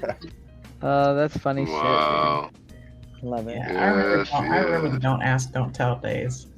So I quit at a hospital because I had a manager that was sort of installed as like a, how do you put it? Like he was in there like just to like go back and tell the other managers like everything that he was seeing, and it was just like really weird, creepy kind of situation. And I was getting increasingly upset with this, and I told this story recently. I don't know which podcast it was on, but my way of dealing with it, and I think it's good advice as in the workplace, because a lot of people have these issues with management and people who are in charge of them. But if you're in front of people, I was in a warehouse, and he came up to me, and as he started coming up close to me, I started yelling. I'm like, "You're approaching me! You're making me uncomfortable. You are approaching me!" And he stopped. He didn't know what to think, and he kind of smiled. He started to walk closer to me. He said, "You're still approaching me!" And everyone in the place was seeing it, you know, instead of me becoming angry and then doing something physical to this person because I knew he was messing with me. I knew there was these issues with upper management. They don't like it when someone outshines them over any, like people come to me over them when they have a question and those kinds of things. I'm not tooting my own horn. It's very easy to outshine a middle management guy that's installed that doesn't know anything about warehouses or pallet jacks or forklifts or any of those things. It's very easy. Right. And so they don't like it. And so I literally was accused of staging a coup. It's the only place I ever worked at where our entire shift was given a meeting with HR without any management involved so that we could talk about management. Well, they really just wanted us to get talking. They weren't really looking for giving us a safe place to air our grievances, right? That's the only time I ever saw that happen. It was in a hospital.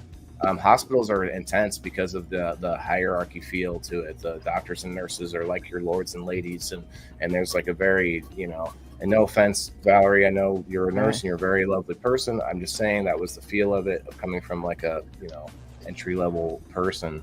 And I was in security too. In security, you are looked at like you are just trash because you're the person writing tickets to the employees, and so that's where you get that ego, and that's where I'm so and so. It's like, well, I'm sorry about that, but you can't park here. Melody says, "How do a stoned person fight for their rights?" Probably maybe first try to come down, and then write it all down on paper, and then once you've got it down on paper, then get high again. How you gonna ruin the joke, Waylon? I missed the joke. Say it. The one that Valerie had. Oh, Valerie has a joke? I think that's what she was answering. I was just reading a question. I don't see any jokes. Oh, somebody's got an echo. I was just reading a question. Most of us live in legal states, so we've already got most of our rights. Guys, who did it? Somebody turn this on.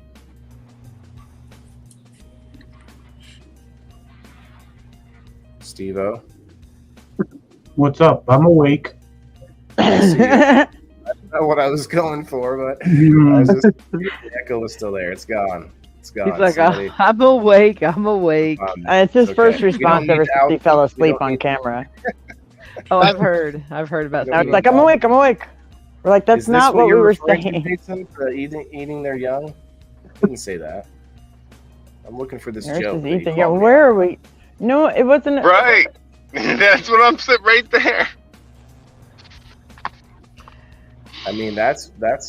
I don't see the joke there, but it sounds pretty rough to do that. Like, I wouldn't do that. You know, you get that thing that you get if you eat people. What's the thing when your hands shake? Prison. Oh, well, that.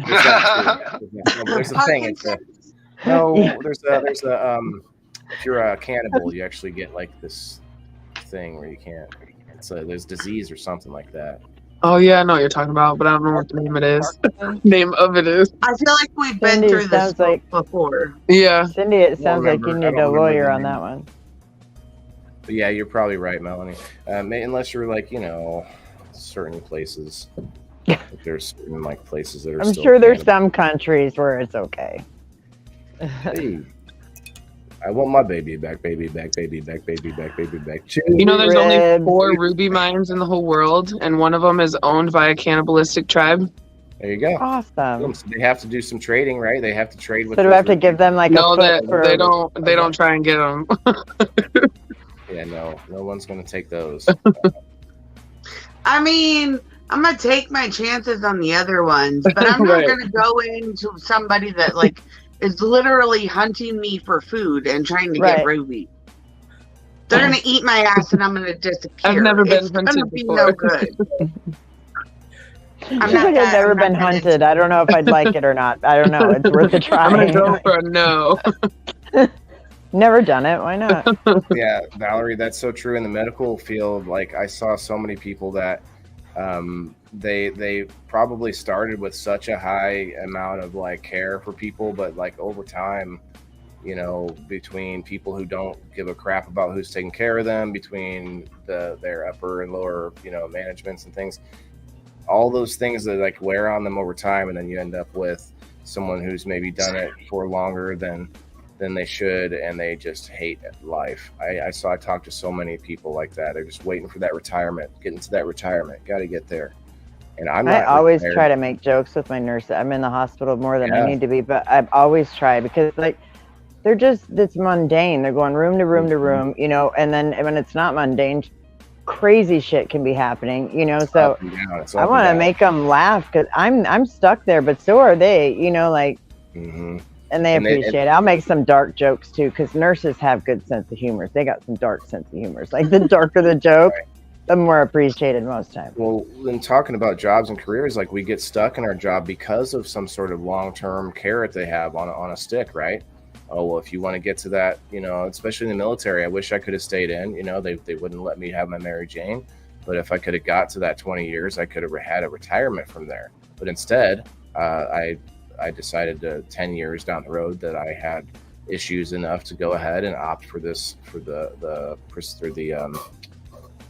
case. And so now here I am anyway. But who's to say I would have had 10 more happy years in the military, because I enjoyed it. You know, it was just my one thing. So with your job, like how many of you have been stuck in a job because you're being promised some, you know, pension or some, you know, whatever it is, right? You know, I'm going to have 3 weeks of vacation if I continue till next week or next year or whatever it is. And, you know, oh, you'll get that extra week. And we talked, ladies, you guys have something to say about this. We talked about owning your own business, how it's a never-ending work. But I brought up that it's different though. It's a labor of love. You know, you get so much more of an intense, what do you call it?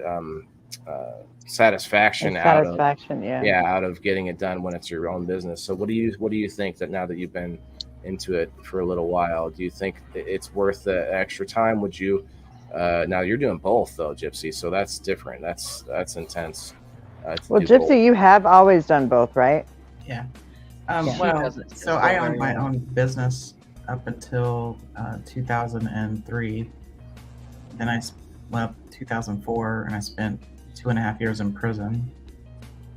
And then so I was in the military, owned my own business, went to prison, got out, and I've done this ever since. I don't know. I've always loved being employed. You know, I hate being employed. Yeah. But the reason I love the job that I'm in is because it's somewhat entrepreneurial. I kind of control my own destiny in it. I have a lot more freedom than you do in a normal job. I don't punch a clock. You know, it's I have the ability to grow it. Yeah, I'm salaried, but I get significant bonuses. You know, so I'm rewarded on growing somebody else's business. I just don't have the financial aspects of it. And I was happy and probably would have done it for the rest of my life until COVID, when a large corporation bought the smaller corporation that I worked for. So everything changed. I mean, I still have all the same freedoms, but now I'm dealing with the corporate bureaucracy. So and then would COVID you hit, which changed the whole. Oh, sure. I mean, it just changed the whole dynamic of even getting employees. Like, they literally, they can't get people to show up to work. They just won't. I'm going to entertain Melody's comment real quick. What happens when no is N-O, by the way, when no more weed and no money, be wise, make a stand, do not comply. There will never be no more weed because we grow it. Man, we'll I mean, I got make enough money beans. from it if we need to. So I got enough beans to keep us growing for a little while. Is all I'm saying. Yeah, not sure who Melody is, but that's a little interesting. That's a Newfie speak. Bye. To do not comply. No, the bye. Yeah, but she's saying make a stand, do not comply. What happens when there's no more weed or money? Yeah, I can't grow on my soil, but I still have a whole lot of seeds, because if we ever come to the point where we're not getting our medicine, I'll be damned if I'm going out without weed. Right. Well, I'm gonna be tied until the moment I die. So what we've done is we've created a wedge into like to get us out of prohibition by creating an industry around it with so many different different businesses, different types. It's not just, hey, the guy who grows and sells weed. It's the people who make the glass. It's the people who make all the other accessories. It's all of the above. And what that does is that gives, we know this by seeing all of our social programs that they just cannot seem to take away are the programs because, oh, so many people rely on this now. Oh, you'd be taking so many jobs away if you shut down this industry, right? We hear that on other industries. So that's our way in. That's our way to get to make sure that there's no prohibition on it again, because, oh, there's so many different industries now that rely on it. I'd love to see the textiles really take off more. I've seen businesses and companies that make the hempcrete blocks to build. Actually, I saw this one that's they're like Legos where it can all be done by hand. You can build a building out of hempcrete by hand. Insane. Like, and so Melody says we've created a huge problem. I'm trying to get at what she's trying to get at, because this has been, I think maybe more. This has been going on through the comments. I'm trying to get what she's talking about. Yeah. What did we create a huge problem with, Melody? She's getting at it. It's the government's fault. All of the governments, All of the governments created no more weed or money. I don't understand where she's going. It's a necessary evil because anarchy is tough to monetize. Yeah, that's a T-shirt right there. Print. That is one. Print. Anarchy's tough to monetize. No, but that's why when you're looking at a job, you have to be more of a critical thinker, more like a capitalist for yourself, right? You have to be able to promote yourself and make money for yourself. I don't love promoting myself all the time up here, but I have to work it in, and I have to, work on making sure I do. And I don't know about you guys, but I'm enjoying what I did here. You guys see this? It's small for you guys, but when there's less people up here, let me show you guys real quick. I really dig it. It's clean. It's I like that. Yeah. I got my sponsors. I got all my families and friends. This guy, you guys, what does that look like, really quick? Like if you just kind of glance at it, It looks like eye at it, right. This is pub time. That's my friend Ryan, who made this whole background behind me and my whole intro through the forest and all that stuff that I had originally. So I thought that was cool. So I'm getting better at it because you have to do it, but it's a necessary evil. But if you're somebody out there that just wants to help, wants to be kind to everyone, well, honestly, how many people can you help when you don't have anything for yourself? When you can't even help yourself. And that's why I don't love Bill Gates, but what's the old, somebody said this, and it was like, Bill Gates has risen more people out of poverty than Mother Teresa, but that's just because of the pure financial, hiring people and sort of like by necessity. It doesn't mean he's not an evil prick, but my point is taken. You have to have capital to sort of help other people. So I'm hoping to keep myself humble as I become someone who can help others. I always thought that would be the awesomest high as a rich person, as a wealthy person, to go into a restaurant or whatever it is, and you hear your waiter's having a bad day, waitress is having a bad day, something about $30,000 in college debt or whatever it is, and you just you drop a check on the table when she walks away, and then you sneak out real quick without her knowing, and you just have the giggles with yourself afterwards, and little stuff like that would just be the biggest high, because it's not necessarily I always like to point out that it's not a altruistic thing. You get something out of that. People get something out of being good. You get a good feeling out of being good, and I don't see why that's a bad thing. It's a win-win in my book. Take that dopamine hit if you're gonna do something good for me. I definitely call it a selfish move when I do anything, because it makes me feel good. Mm-hmm. It's very hard to be Definitely. I'm being very selfless right here by being a great person. It's no, Yeah, I'm there's trying to. no such thing as a selfless act. I mean, It's Friends. You remember the Friends episode? You guys remember that? Yeah. Yeah, it's good. I think he does something. They create a scenario at the very end. It's a selfless act, but he can't tell anyone, or so, I don't know. All right, we got 3 people on the Rumble side. Rumble, you guys are on Rumble now too. I saw you guys followed me. Thank you very. I don't know which one of you was running it, but someone followed me. Thank you. I have it set up as separate channels to keep Rumble, or to keep People in the Boxes on its own channel over there. Hello, our Rumble people. Definitely, guys, think about giving us a follow on Rumble over there. Appreciate that. Yeah, and they have this. Like at first, I was like, "Oh man, all these people are signing up." They have this thing where you can, I can give you guys a link, and then I'll get some sort of commission by you signing up through me. So it's free. It's like but it's like, it's like me trying to hold water in my hand. Like everyone's rushing over to Rumble now. They're jumping around me. I was like, oh, there's no way to do. I'm like, fuck that, But yeah, like I posted it once, and it's like, but it's funny. Like there's a lot of little avenues that you can get lost in. We talked about that with the social media, like what they want you to do. Now they want the shorts, the reels and shorts. That's what you get paid for now. On Rumble, I think I made 8 cents already. Nice. 8 cents.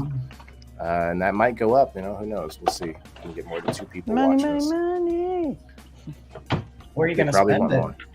Well, I was thinking advertising. I was thinking, dumping it right back in, to the people. Actually, maybe do a giveaway. Whoa. I think that's a lot for one giveaway. Calm down. Doesn't have to be, Cash App, right? Only. But, boy. For 8 cents, I want to give it back to the people. Spend again.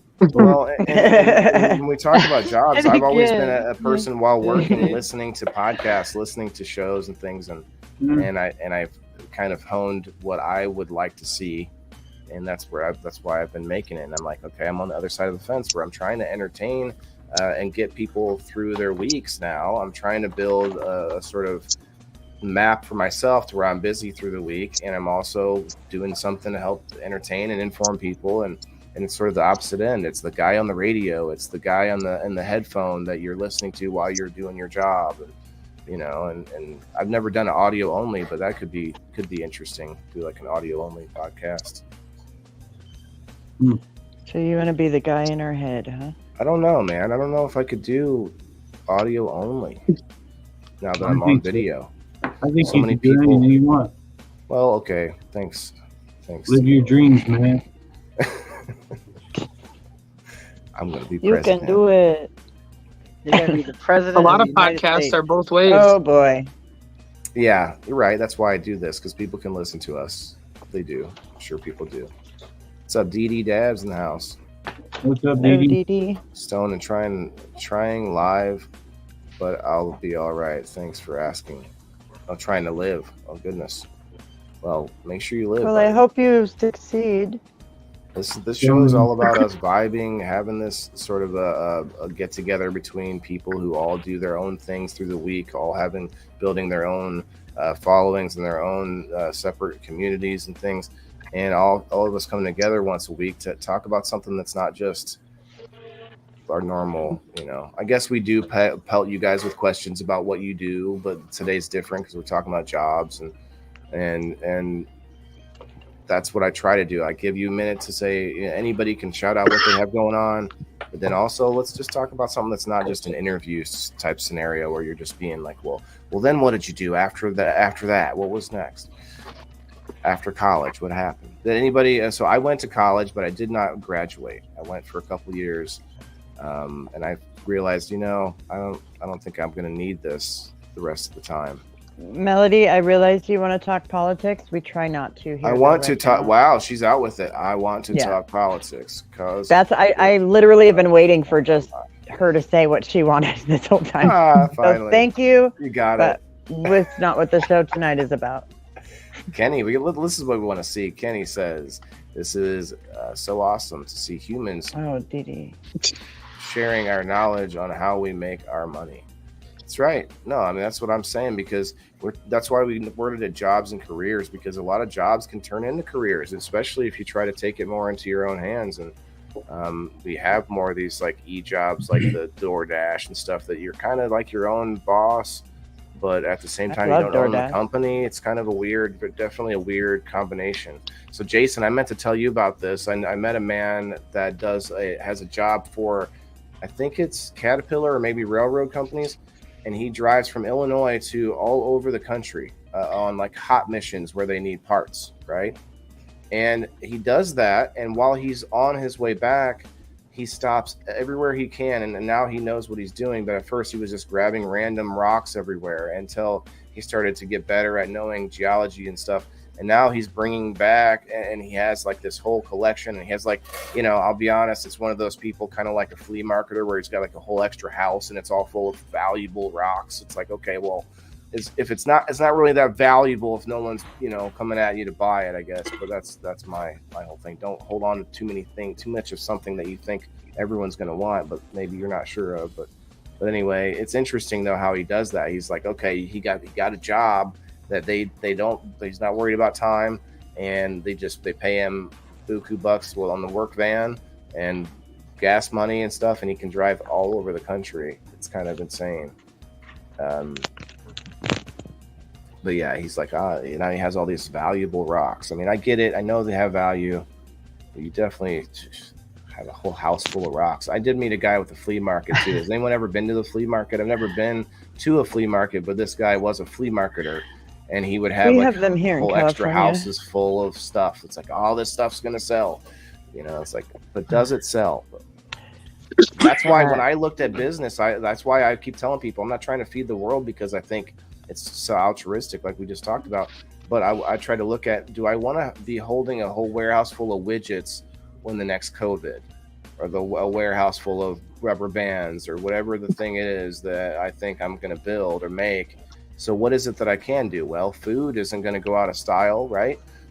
So that's where I sort of led me. But also a lot of veterans are doing growing. There's a ton of veterans. I actually need to get that logo up here for the Farmer Veteran Coalition. I'm allowed to put that logo up because I'm in the email or whatever. That's the only thing I get out of them. I can get that Valerie logo was saying that's called a hoarder, and I was actually going to make that comment. I was going to say there's a fine line actually between hoarding and being that antique resale person or estate resale person or flea market person. If it's sitting around your house, it's a hoarder situation. Yeah. Guys, I'm at 10%, so I'm gonna have to take off out of here. I'm personally on 10%, so I'm gonna have to We're coming up on 3 hours here, so but yeah, it's been a great discussion. My phone's okay, but I'm tired.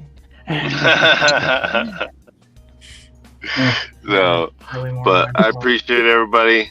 Love you guys, and I will see you all later on. Peace. Thanks, everybody. Bye. Gypsy and Stacy, I wanted to point out to tell you guys earlier about how we did. We played Sorry. That was a successful night the other night. Kasia won. Got the juice box bong. And did you win the 8 cents? Yeah, we're gonna do it again. She said what? She won the 8 cents. No, gas money. Actually, I gave $5 to Britt. Britt won $5. Nice. She only paid me did. $2. So that's So pretty she's nice 3 up. for her being in locals. You get to be in and she wasn't even there. So if you guys like waffles, then you might as well go be on my locals because you pay $2 and you get in a random wheel. And anytime I do it, a chance to win more money back than what you paid me. So I don't see the downside for wafflers out there. Also, speaking of wafflers, we know should all be on my locals because you don't even have to be there. You don't have to be there. You guys are in how many dozens of groups to be in all the different waffles, and you have to be there the whole time. You have to be, and I'm the only one offering something different. Just come on over, locals.com, everybody. Check it out. Nice. Best return for your money. You don't have to be at my waffle though. I was trying to hold it back too. I was like, you don't have to be there. You don't have to be there. You just. Well, a lot of them do. A lot of them, well, you gotta have. We gotta wait till there's 165 people in here, and then we'll do this. Nah, if you pay to get in, you don't have to be there. Now, when you're doing the live waffles, you wait till there's a lot of people so you can do it. But when you're doing you put up 10 numbers at $10. When it fills, I tag everybody and we spin that bitch and we go. Speaking of waffles, if there's anybody that likes waffles, right here is the 710 420 Waffle House. No. It's a 427 Waffle House if you want to come visit us. Reversed.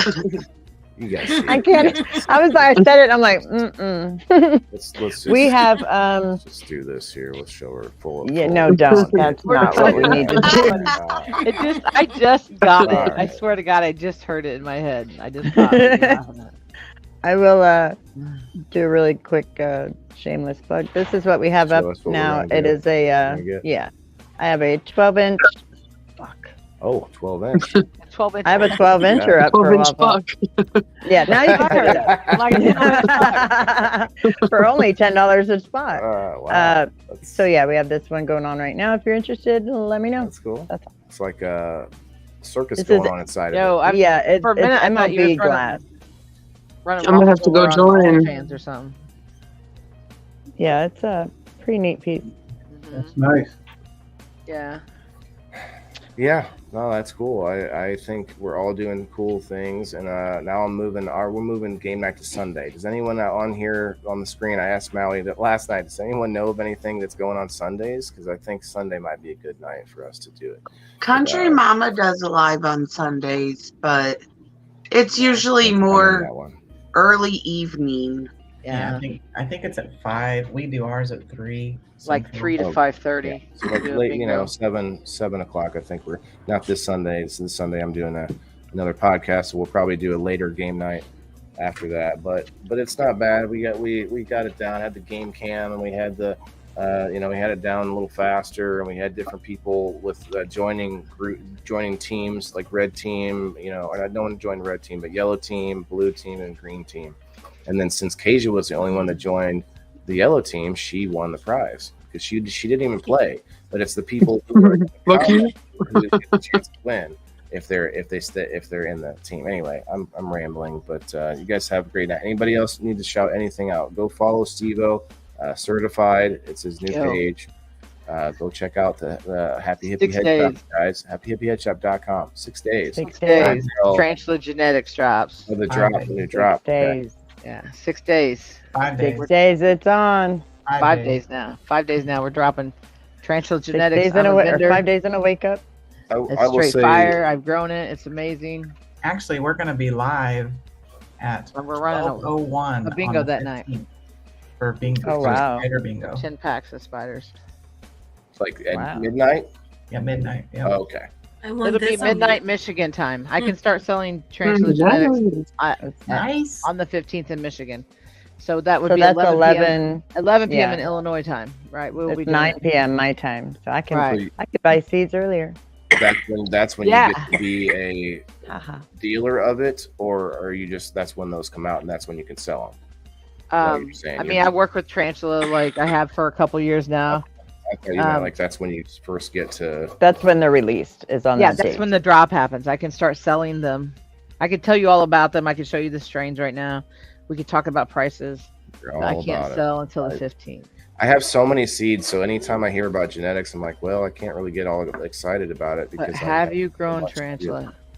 Well, I can barely grow anything at the moment, so I'm not gonna. I don't want to jump into. I don't want to worry about the genetics yet because I have like dozens of things to do before I get there. But you're right. One day, I'll be getting those tarantula genetics. Everybody, check them out. Tarantula.com, is it? Is it tarantula.com? Yeah, just check out Happy Go to Hippie Head Shop. I'll tell you everything you need to know about it. Yes, Yeah. yes. We're actually going to put them on our website for people that want to use credit cards.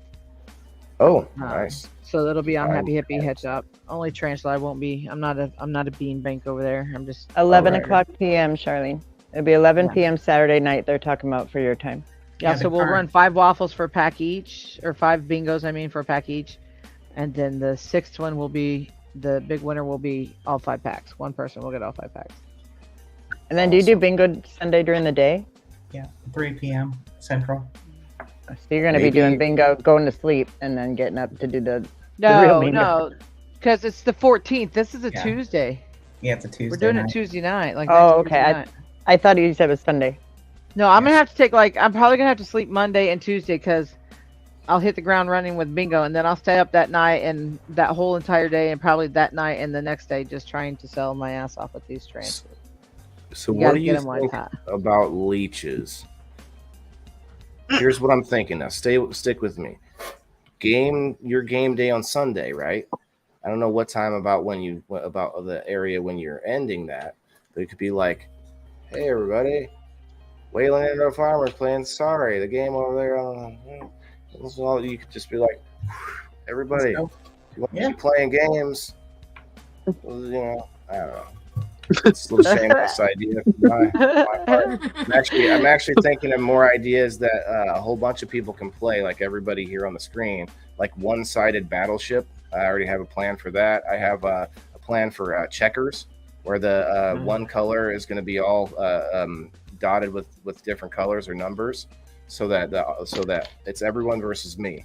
So I play one side, and then everyone else, and then all of you on the screen or whoever is playing would then have everyone in the audience join someone's team, and then they would have to even it out, because you get a higher chance to win something if you're on the lower amount of people on the team or whatever, right? Anyway, point is, it's a fun idea, I think. But let's get out of here. I'm going in circles, guys. I promise. We're working on it. We're just gonna throw up the thanks for watching here. Follow me and my Juice Plus Tower Garden love. All right, Smash, go ahead. And Maui Queen, go everybody follow Maui Queen. Kasia doesn't need any followers. She just needs love and friends. Forever and always. We're already there. So Smash the yes. What is it? Your Instagram is what you're trying to work on? Facebook or whatever. Facebook. Yes. Ashley Huffman, are you going to make a new one? No. Like some kind of alter ego or whatever, right? All right, everybody. Good night. Let's get out of here. Peace out, guys. It's been you good. guys are Thanks. awesome. Peace.